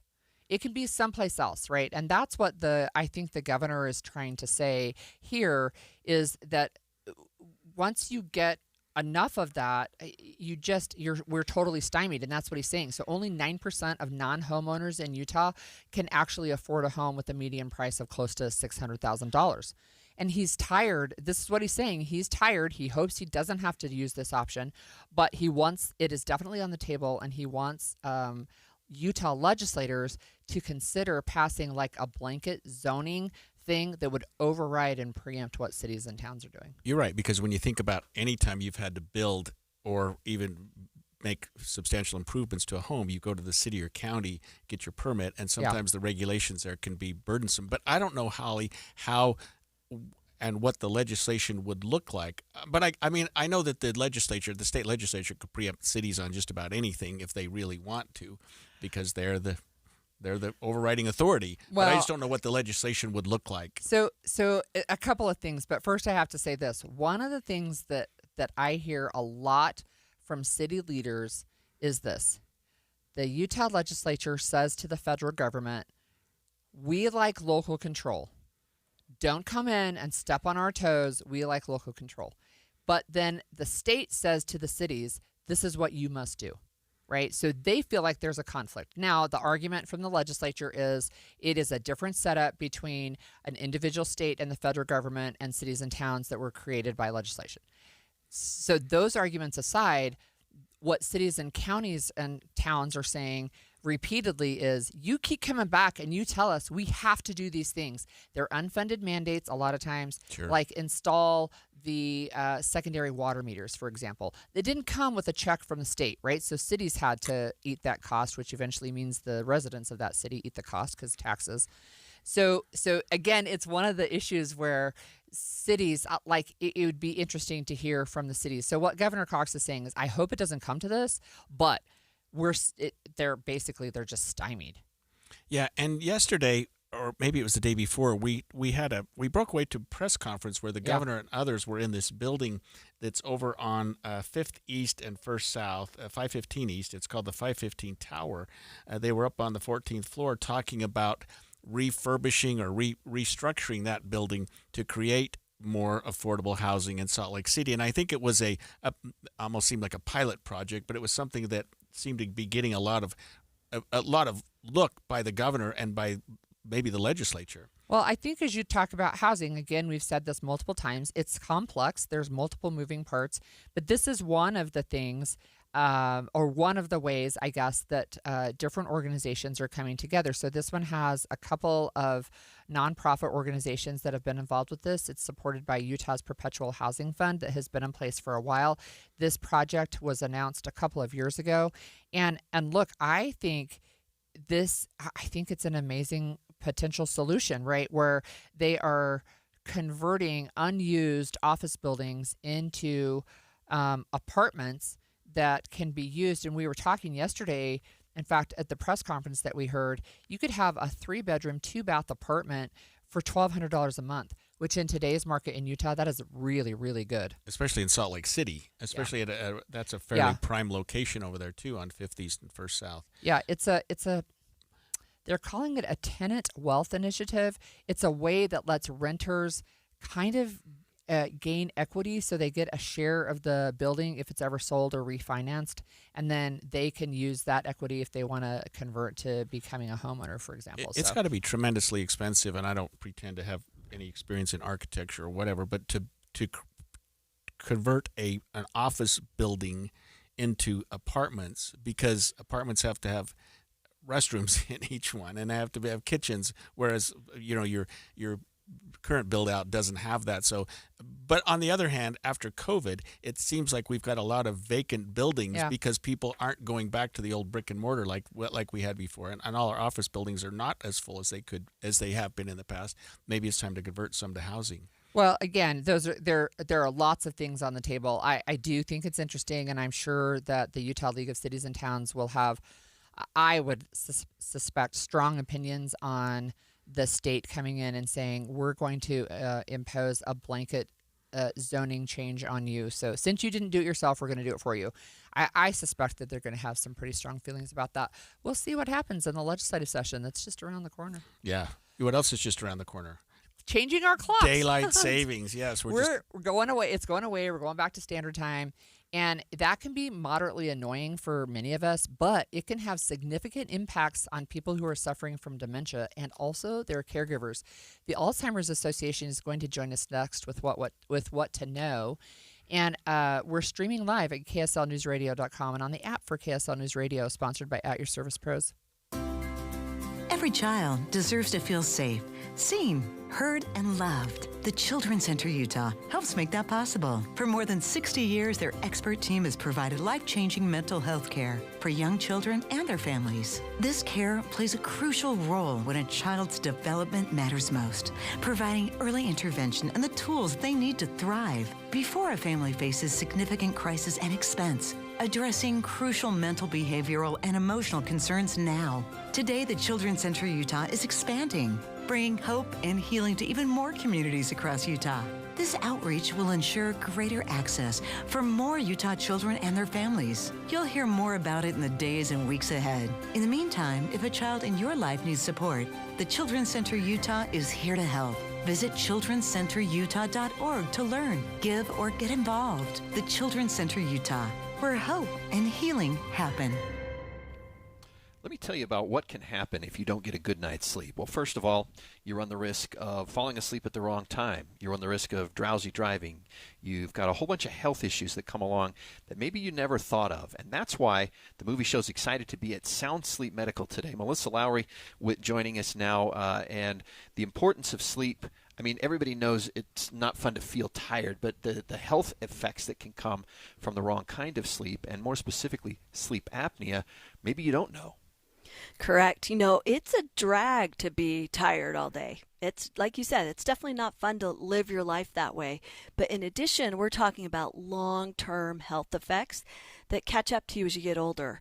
Things like type 2 diabetes, high blood pressure, anxiety, depression, down the road, more serious stuff like stroke, dementia.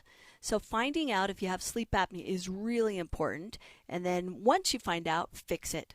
And the great news is we can fix it in a really easy way. No CPAP machine here at Sound Sleep Medical. We do oral appliances. They're custom-made mouth guards. Easy to wear. Just pop them in when you go to sleep, pull it out when you wake up, and you wake up feeling great. I can attest to that. Super easy. One disadvantage of a CPAP machine is usually you got to sleep on one side or the other because that's the direction that the hose runs off of your face. But one of the things I've loved about the oral appliance is I can sleep either side. It's so much easier to take with me when I have to go and sleep somewhere besides my bed. But that also means it's even that much easier to use it when I sleep in my own bed. Right. Things like camping, travel. Like you said, your movement is no longer restricted when you're in bed. And these are legitimate medical devices, obviously been studied, proven to work. And the good news is they usually go through your health insurance. And this time of year, a lot of us are meeting those deductibles.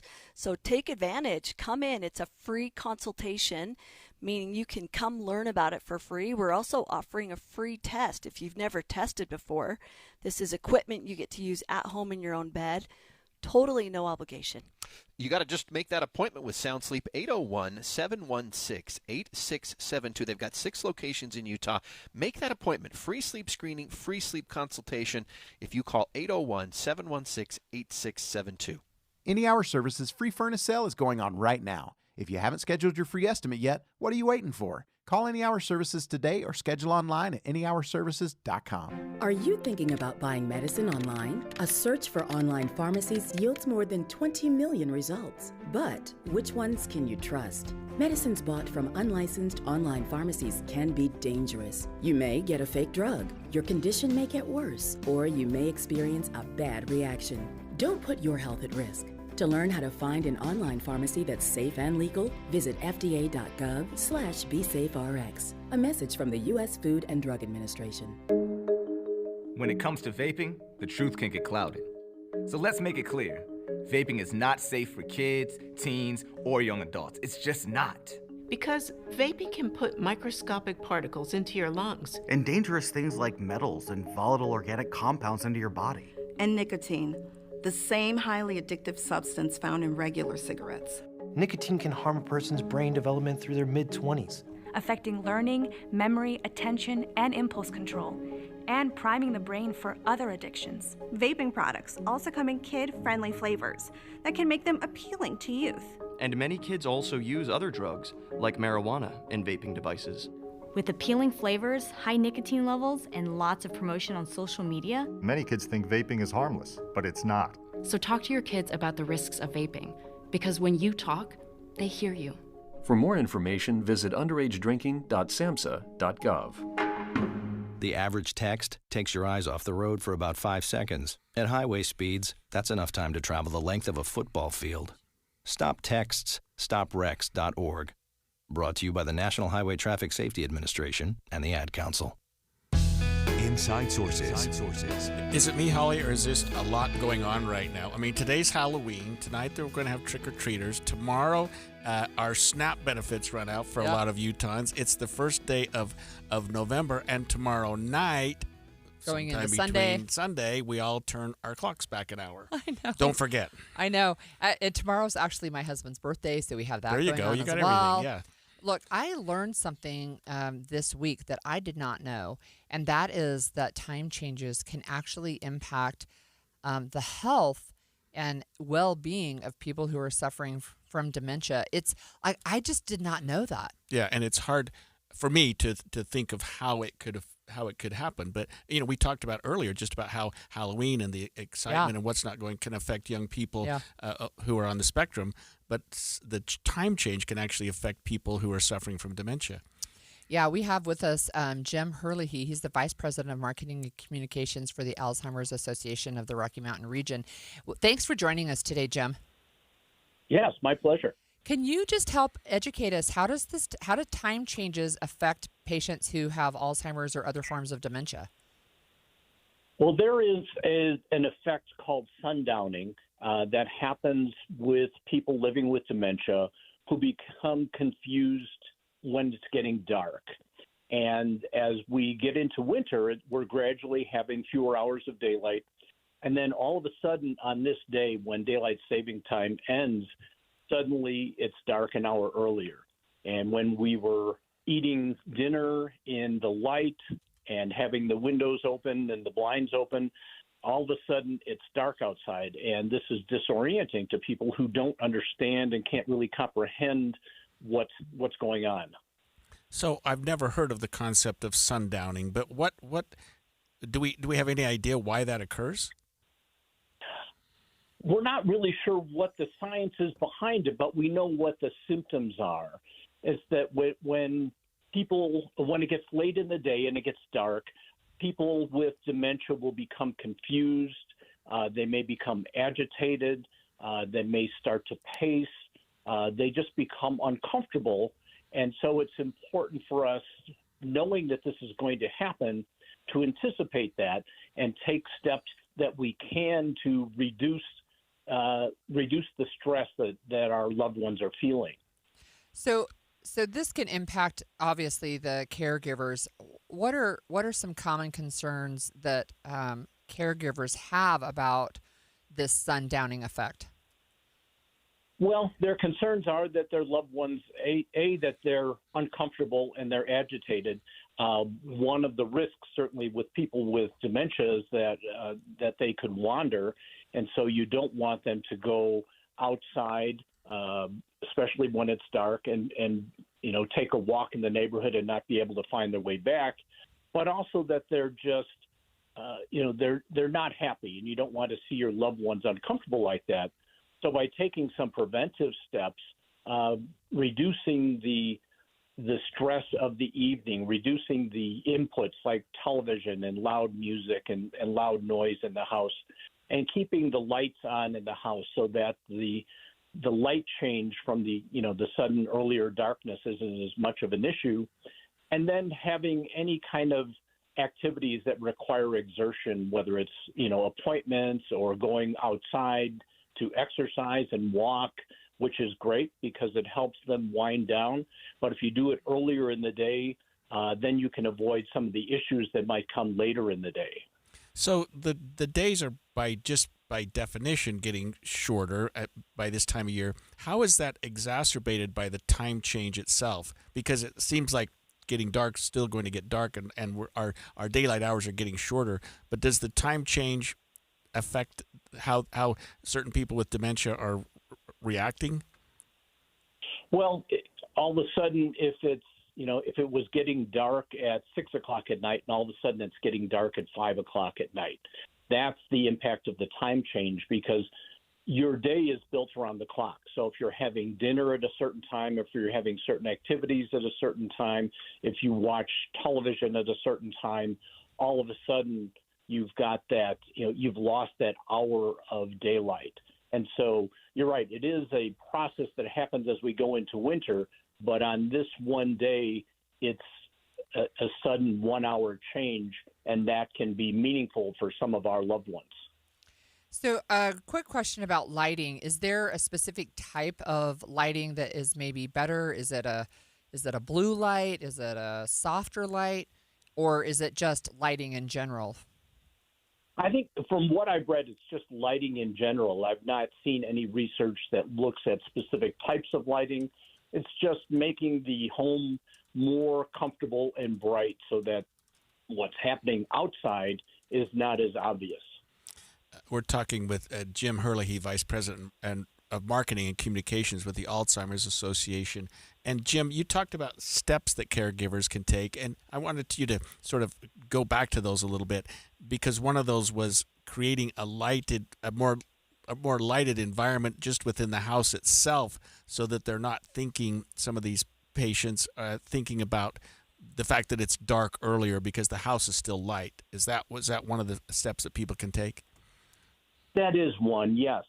And then, moving any activities that require any exertion earlier in the day, and that might be bathing, certainly doctor's appointments or any trips that need to be taken out of the home.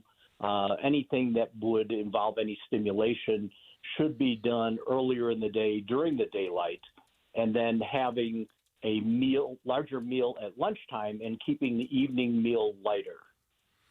And let me ask you this: what advice do you give caregivers who might be experiencing some burnout because of these changes for their loved ones? Well, and that's a good point, because in Utah, while we've got a little over 38,000 people living with Alzheimer's disease, there's 115,000 caregivers. And for them, the burnout can be significant. So it's important for them to anticipate these changes and not be caught off guard, because then you're trying to fix a situation that might have been avoided up front. So by reducing the stressors and by eliminating some of these causes of concern, you can make life for your loved one, and then, by extension for yourself, easier, because people with dementia may not be able to express themselves in all of the ways that they could pre-diagnosis, but they tend to be very attuned to our moods. So if we can try and keep a normal, happy lifestyle in the home, that'll put less stress on our loved ones, and then by extension, that'll make life easier for the caregiver. Thank you so much for informing us on that. That was Jim Herlihy, Vice President of Marketing and Communications for the Alzheimer's Association of the Rocky Mountain Region. I just wanted to note, it's not only people who struggle with dementia who are impacted physically. I'm looking at an article from Johns Hopkins School of Public Health, and they're talking about there's an increase in heart attacks, there's an increase in stroke. During the time changes, there's a heightened risk of mood disturbances, elevated production of inflammatory markers, the potential for car crashes, of course, which can be health related. It's interesting, and there were at least some conflicting reports that it could be like jet lag. It's so interesting to me that this artificial construct that the government imposed has some real impacts. And, we'll have to ask our friend Jay Evenson about this article maybe next week, but he posted one yesterday that said, guess what? I don't think there's really any hope that the federal government is going to say, okay, we'll stay on daylight saving time. He goes, it was controversial when it started, and they're not going to change it. Although when we talked about that yesterday, I thought somebody had a brilliant idea. It's not a brilliant idea because shift by 30 minutes. 30 minutes. I thought, what a great compromise. I hadn't thought about that, or I guess if I had, it was a long time ago. But maybe there's something we can do. I mean, because we're talking about how people react to this, and it's problematic. We do have a texter that reminds us that changing clocks, because that's an artificial construct for us, it's confusing to the pets too. Yeah, right. They're like, wait, what? Right. Why are you going to bed so early? Right. Well, in the spirit of Halloween, we're going to talk about some real haunted houses in Utah. John Smith from the Arrow and Cool Stuff in Utah walks us through some spooky spots. Stay with us. 10:30 at KSL News Radio. I'm Amanda Dixon. Utah's governor is asking lawmakers to look at zoning in the upcoming legislative session in a move that could allow the state to overrule cities when it comes to building houses. We have to deregulate to allow people to build what they want to build where they want to build it. Governor Cox tells the Deseret News that may mean a statewide zoning preemption that would allow cheaper, smaller houses regardless of city ordinances. Our top national story this hour from ABC News, the federal government shutdown is now into day 31, and SNAP benefits are about to run out. ABC's Jay O'Brien says some states are making moves to try and fill in the gaps. We're starting to see states scramble to try to blunt the impact of what really is a worsening hunger crisis. New York Governor Kathy Hochul, she's declared a state of emergency to try to feed the roughly 3 million New Yorkers who rely on SNAP. Illinois has diverted $20 million to food banks. Maryland has done the same with about $10 million. In California, the governor has deployed the National Guard to help box up meals. A federal judge in Washington is now hearing a lawsuit over emergency funding and could force the federal government to move funds around to keep SNAP benefits going. Your money at this moment, the Dow is up 24 points. Right now, we're at 47,546. Coming up, a great day for trick-or-treating weather-wise. KSL Weather is next. KSL News Time, 10:32. Mornings are for recharging. And they're for starting your day right. We volunteer to join you in the car. Get news and weather at 102.7 FM during the most important part of your day. Andy and Amanda, each morning between 5 and 9 on KSL News Radio. Well, on Halloween, when you're giving out free stuff, our friends here at Sound Sleep are giving out free stuff, too. The movie show live from Sound Sleep Medical today. We're at one of their 6 locations. We're at the Sandy location near 90th South and 700 East, but they've got locations in Clearfield, Murray, American Fork, Provo, and St. George. And I'm joined now by Melissa Lowry from Sound Sleep. And Melissa, what's the free thing you're giving away today? Hey, it's way better than candy. This is a free sleep screening, which is a test you get to do at home in your own bed, and then bring it back to us. We'll download it, sit down, explain those results in a free sleep consultation with a sleep specialist. All of this totally no obligation. Awesome. And what is it that you're looking for when you do the sleep test? What are you trying to find out? Well, Andy, people stop breathing during the night, and they have no idea. This is called sleep apnea, essentially. Snoring is a red flag, being tired during the day, or maybe waking up with a morning headache.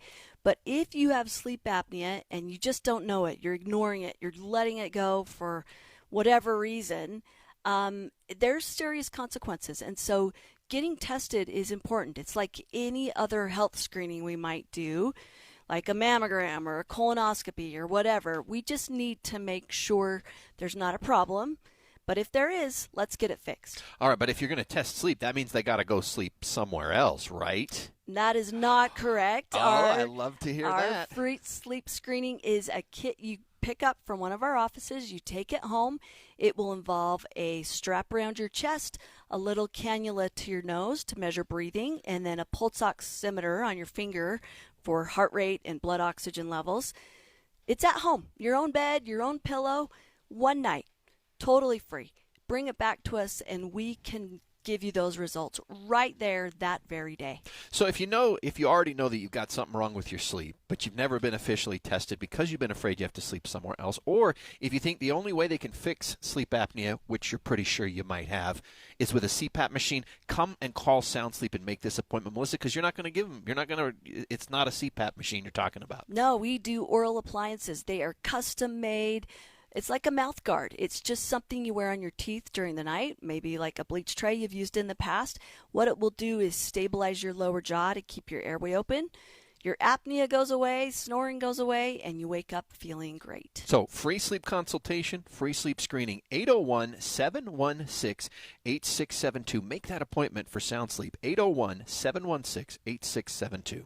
My friends at the Western Nut Company, they make holiday gift giving an absolute breeze. Hi, this is Doug Wright, and from beautiful gift baskets and nut boxes to the famous in-house fudge, which is so delicious, and of course the Brittles, they've got something for every taste bud. For corporate gift giving, what could be better or easier than going to the Western Nut Company? You can just send them your list, and they'll handle the rest. For nearly 60 years, the Western Nut Company has been a proud Utah tradition, celebrating the season with quality and care and community. And be sure to stop by the downtown store for not only unique gifts, but enjoy the decor, the ornaments, and the music box. The Western Nut Company. More than just the best nut gift boxes in Utah, they are a tradition. And you can also, of course, shop online at westernnut.com. Western Nut for the holidays. Traffic and weather together, brought to you by Mountain America. Turn everyday spending into an extraordinary escape. And back to you, Heather. Well, we've got a crash on Redwood Road. This is northbound right at 3500 South. Now, they had been blocking all northbound lanes for a good 15 or 20 minutes. Looks like the emergency vehicles are now pulling away, so hopefully all these northbound lanes will reopen shortly. But also, if you're southbound Redwood Road, the left turn lane to head on to 3500 South, that is also blocked at the moment. But that's really the only big issue we have in the Salt Lake Valley. You do have the construction delays on SR 36 in Tooele County. This is southbound as you are heading into Tooele City itself. The right lane is blocked, only the left lane is open at this time.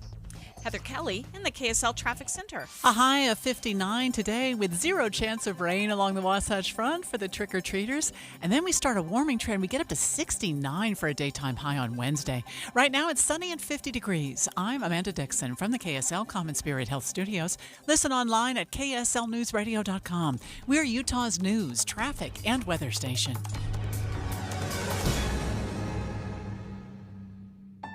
The all-new Inside Sources. Your inside access to the people and policies shaping Utah's future. Here are Greg Skordas and Holly Richardson on KSL News Radio. Okay, I have to ask you something, Holly. Do you believe in haunted houses? You've ever been to one? Do you believe in Michael Jackson? So, no, I don't believe in Michael Jackson. Turned out he was a jerk, but... I like his music. That's a good question. So I already told you I don't go to commercial haunted houses because I don't like to be scared. I do think I believe that there are real places that can be haunted, and I don't know that I would go there because I don't like to be scared. Well, I'll share mine in a minute, but I never believed in haunted houses. But recently, I was in a house, and I swear it was haunted. And So you've repented. We call it the haunted house now Wow. in my law office because wow. it's just a creepy, creepy place.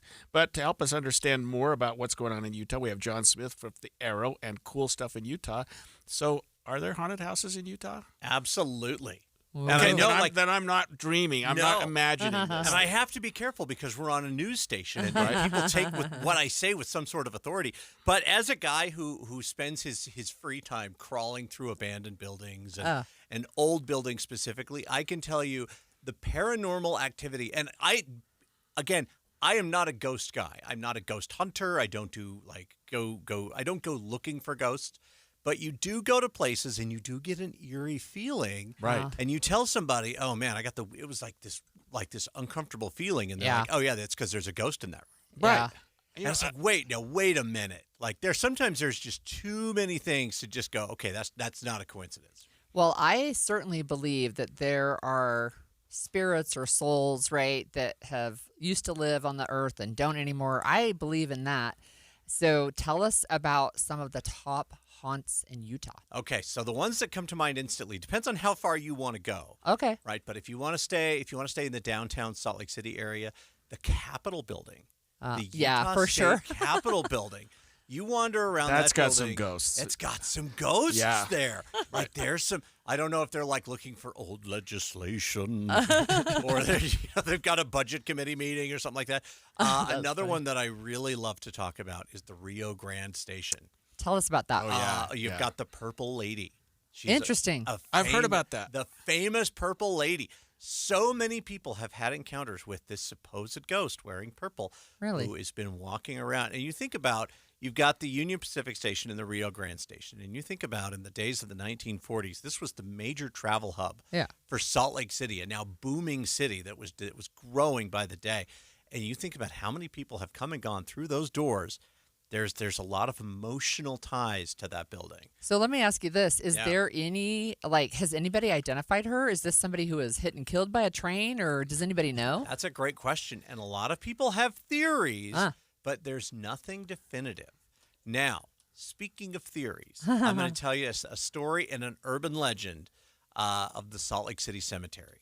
Now, you go to the Salt Lake City Cemetery, you've got the Emo's grave, if you've ever been up there. If you've lived in Utah for a while, right. Emo's grave is a favorite urban legend of ours. Turns out Emo's grave, not a grave at all. It's actually just a monument. There's actually no body buried. Really? Believe it or not. Jacob Moritz, the guy who started the Salt Lake Brewing Company, which is over on 3rd West. Right. I believe that's the Squatter's Grill now. Oh, yeah.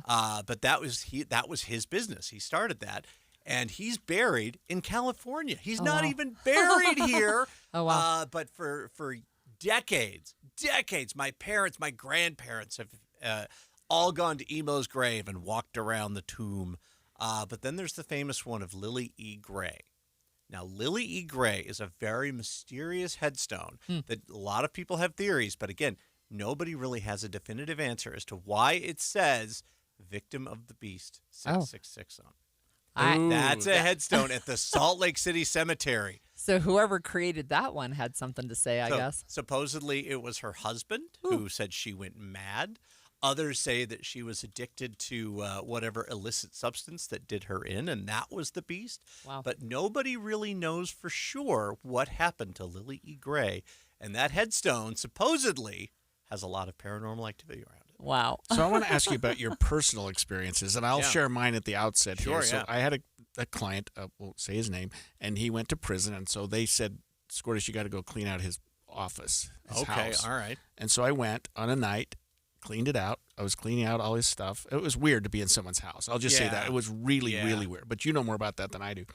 And all of a sudden, I hear somebody walking down the stairs. No question in my mind, someone was walking down the stairs. And I thought, who's here? It's dark. I'm like, hello, hello, hello. There was nobody there. And so it's happened several times when I've been there. And so I still go back, but I always like turn on as many lights as possible. Somebody was walking down those stairs, and I'll go to my grave believing that to be true. And you're probably not wrong. Yeah, right? That's the scariest thing. Now, I'm going to tell you my personal experience, my personal story. We were at Lagoon, and in Pioneer Village, there's an old building in the very back of Lagoon called the Dern Mansion. And it's actually Governor Dern's old carriage house. Oh, wow. And they used to carry out executions, supposedly, off of the lamppost.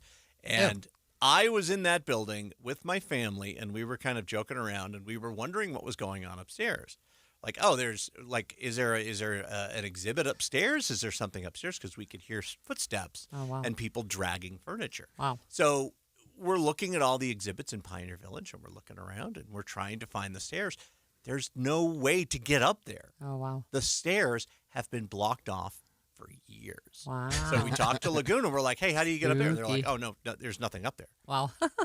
What? Wow. What? Yeah. So there you go. We do have a texter that said Provo has a haunted pharmacy on Center Street. Have you heard that one? I have not, but now I'm curious. All right. The haunted pharmacy. Well, they're all haunted, right? Well, I don't know. Yeah. You know, when I was a kid, when I was in high school, we always had the haunts you'd go to, Yeah. mostly because it were kind of ways to go out on a date and make it a little more Uh-huh. interesting. Yeah, of course. And Yeah, they weren't 'cause really she'll- haunted, but we always there was a house out in, it was like Sandy or something at the time. That was the hinterlands, but there was a farm out there that would always scare everyone, and we would take people out there. I don't know what happened with it, but it was our spooky place when I was in high school. Interesting. Yeah. Well, I don't know if this qualifies, but when I think about haunted, I have to think about Skinwalker Ranch, right? Yeah, which you can't even get close to I know. anymore. That's but yeah, there are some great stories out there. One more if we have time. Yeah. Is out in Tooele at the Benson Grist Mill. Mm. You wouldn't think that there's much there, right? It's just a fun family farm. I live in Stansbury Park. I live just down the street from this. But it turns out there's a lot of paranormal activity that go on in some of those buildings that have been there since the pioneer days. Is it like specific to Halloween or all year round? Or? Nope, all year Interesting. round. People Wow. hear and see. They hear voices. They see Wow. apparitions. There's Wow. a lot of spooky tales. Interesting. Well, thanks, John. And whether you're a believer or not, there are places that can really give you the creeps.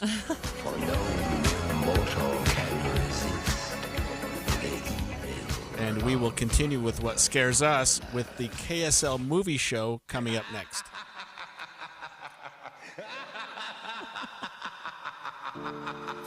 More than 50 million Americans suffer from a form of mental illness. And Utah isn't immune, with nearly 1 in 3 people dealing with anxiety, depression, or another form of mental illness. But there's hope. We can all take action to keep ourselves and our loved ones safe. That's why KSL has teamed with the Huntsman Mental Health Foundation to bring you hope and help you thrive. It's Healthy Mind Matters. Find out more at healthymindmatters.com. You know, it's the end of the year, and this is a time when people meet their insurance deductibles or have already met their insurance deductibles. And so maybe this is the perfect time for you to take advantage of an offer from Sound Sleep Medical, where the movie show is broadcasting live from today. Melissa Lowry offering this on Halloween, a night when we give things out for free. Sound Sleep Medical's giving out something for free. In this case, it's a test and some results. That's true. You don't even have to knock on our door. Just call in. The number is 801-716-8672. You can also find us and schedule at soundsleepmedical.com. But the offer with the movie show is a free sleep screening, which is this test you get to do at home in your own bed. Bring it back to us. We'll download it, give you results right there in the office that very day, and a free sleep consultation. All of this totally no obligation. But you're right, Andy, the fix with us can go through your health insurance. And so if you're meeting your deductible right now, get in. Don't procrastinate. You don't want to push this, into December. Let's get you in. Take a look at this oral appliance. It's a really easy way to fix your sleep apnea. And if you haven't met your deductible, the sleep screening and the consultation are free regardless. So don't let that put you off either. But this is something, what you're going to find out from this sleep screening is if you have sleep apnea. Right. And what is it? It means you stop breathing during the night. Snoring is a red flag, being tired, morning headaches. But, Andy, people stop breathing for up to 2.5 minutes, and they have Such a no wild idea. number. Such a wild number. Yeah, you can just imagine what that does to your heart, your brain, frankly, all of your systems. So 801-716-8672 to make this appointment. You got to call during the movie show, though, to get the free sleep screening and the free sleep consultation. They've got 6 locations: Clearfield, Murray. We're live at the Sandy location at 90 South and 700 East. They've also got one in American Fork, Provo, and St. George, which means there's one not too far away. So when you make that appointment, this is where you're going to pick up and drop off your sleep test. Correct. So hopefully one near you. It's a really easy process. We try to make the testing easy at home in your own bed, and the fix is also very simple as well. It's so slim. Essentially, it's like a mouth guard you could even fit in your pocket. 801-716-8672. Make that appointment with Sound Sleep.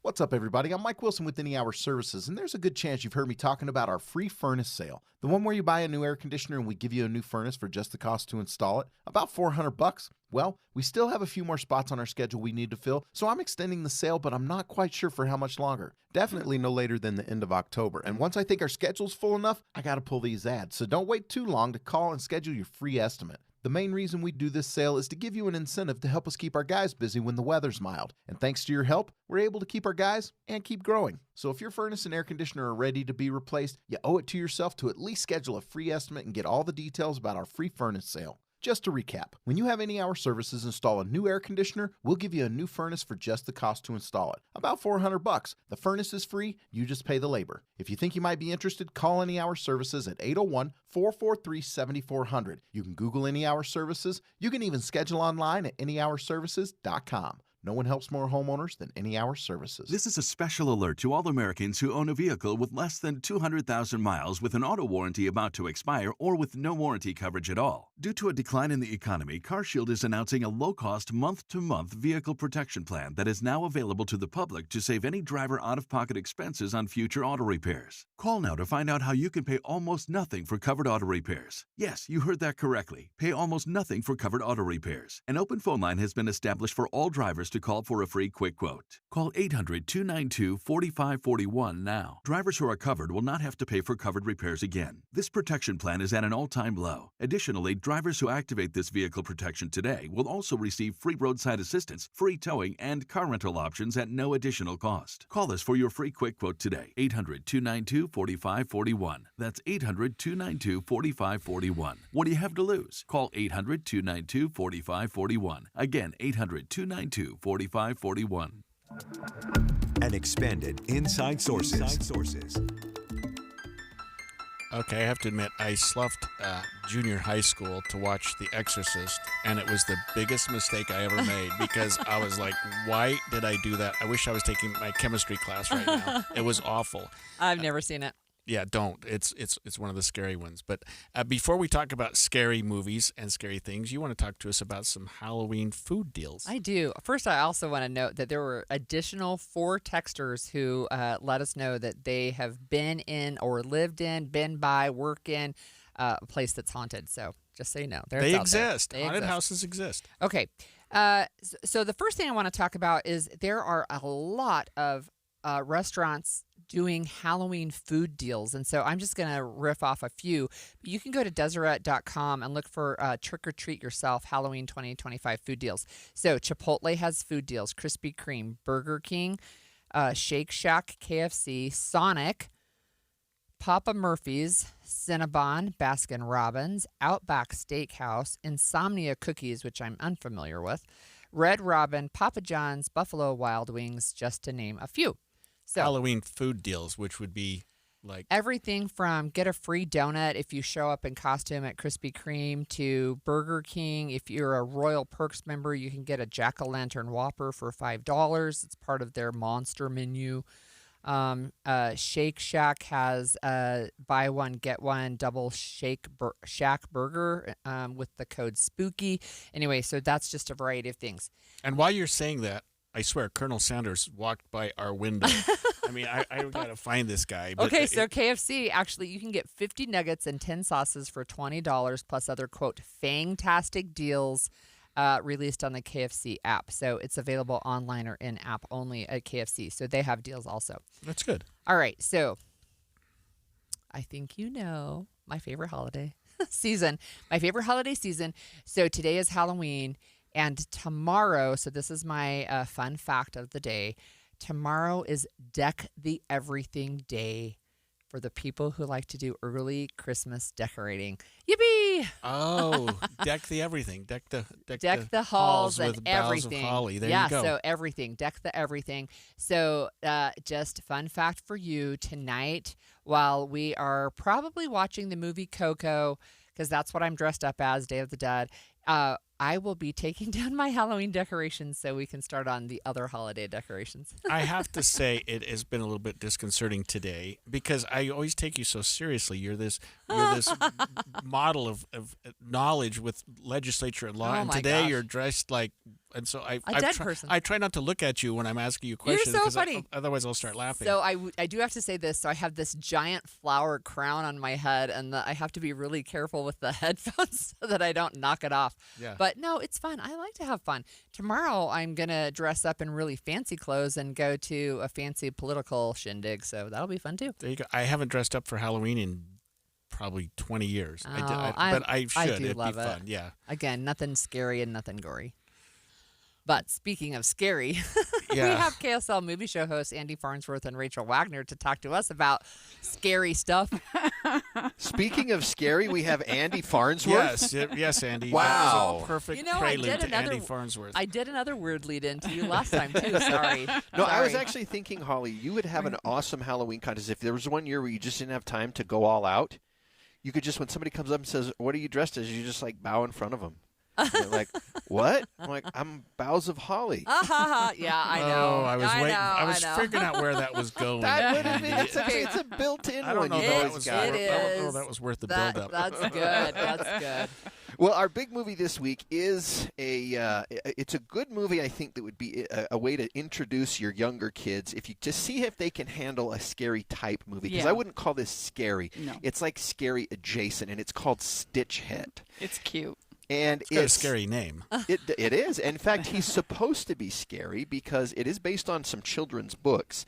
But it's one thing when you read a children's book with flat animation. It's another thing when you see a kid that's like stitched together. So that's why I say this may be something that is a good way for parents to introduce their kids to see what kind of level of scary they can handle. And there's not a lot in this, but I think if they like Vampirina or something like that, like on Disney Channel, I think they'll like this. That's barely scarily adjacent.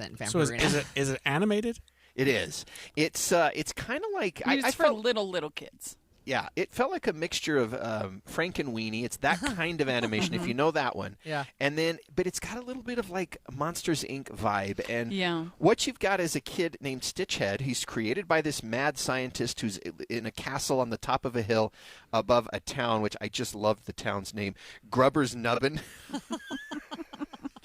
And so, but Stitchhead, he was the first one that this scientist created. And as soon as the scientist is done creating one, he immediately gets an ID. Like, never even pays attention to his monsters. He's like, "Oh, you will be my greatest creation." And he starts on another one. So Stitchhead's left to train the monsters not to be scary, because if they do, the townspeople down below will form a posse and come burn the castle down.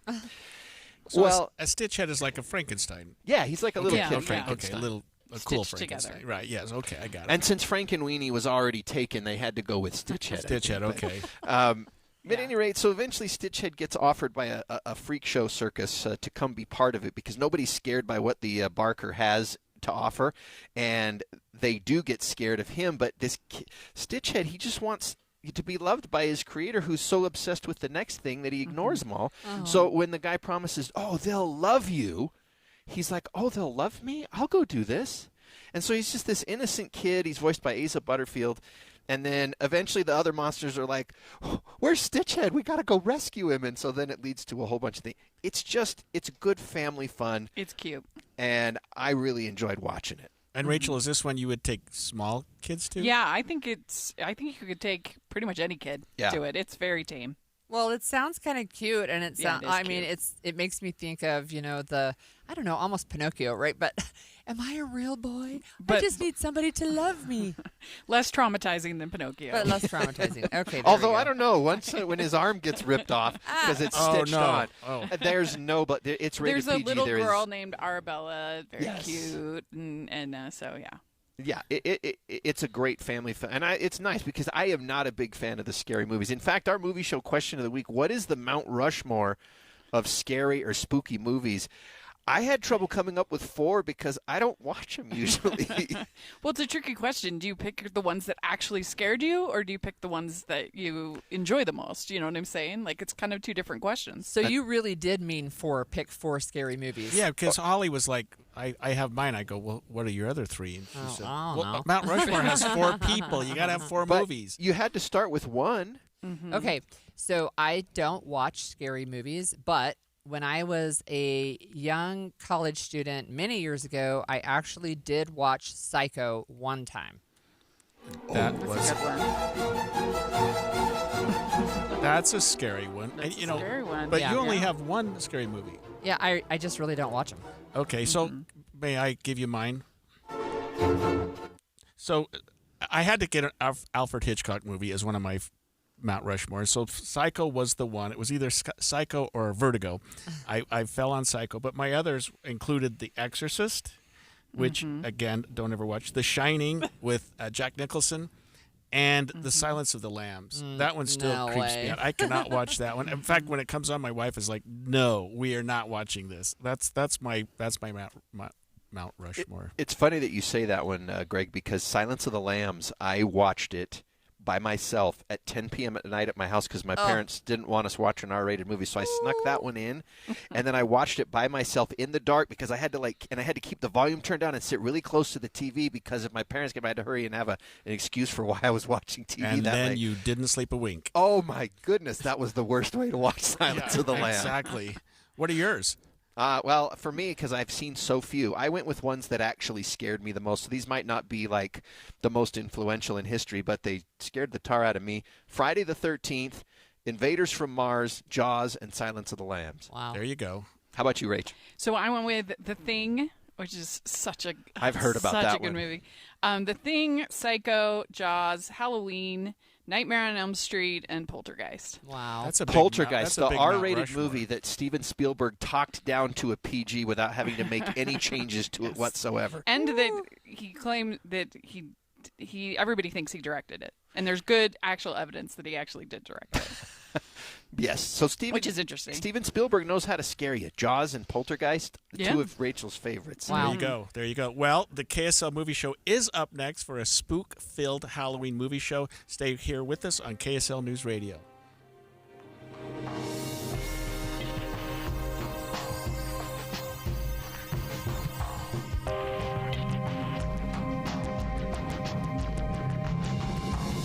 KSL FM Midvale. KSL Salt Lake City. From the KSL Common Spirit Health Studios, this is KSL News Radio. Utah's news, traffic, and weather station. 11 o'clock at KSL News Radio. I'm Heather Peterson. KSL's top story this hour.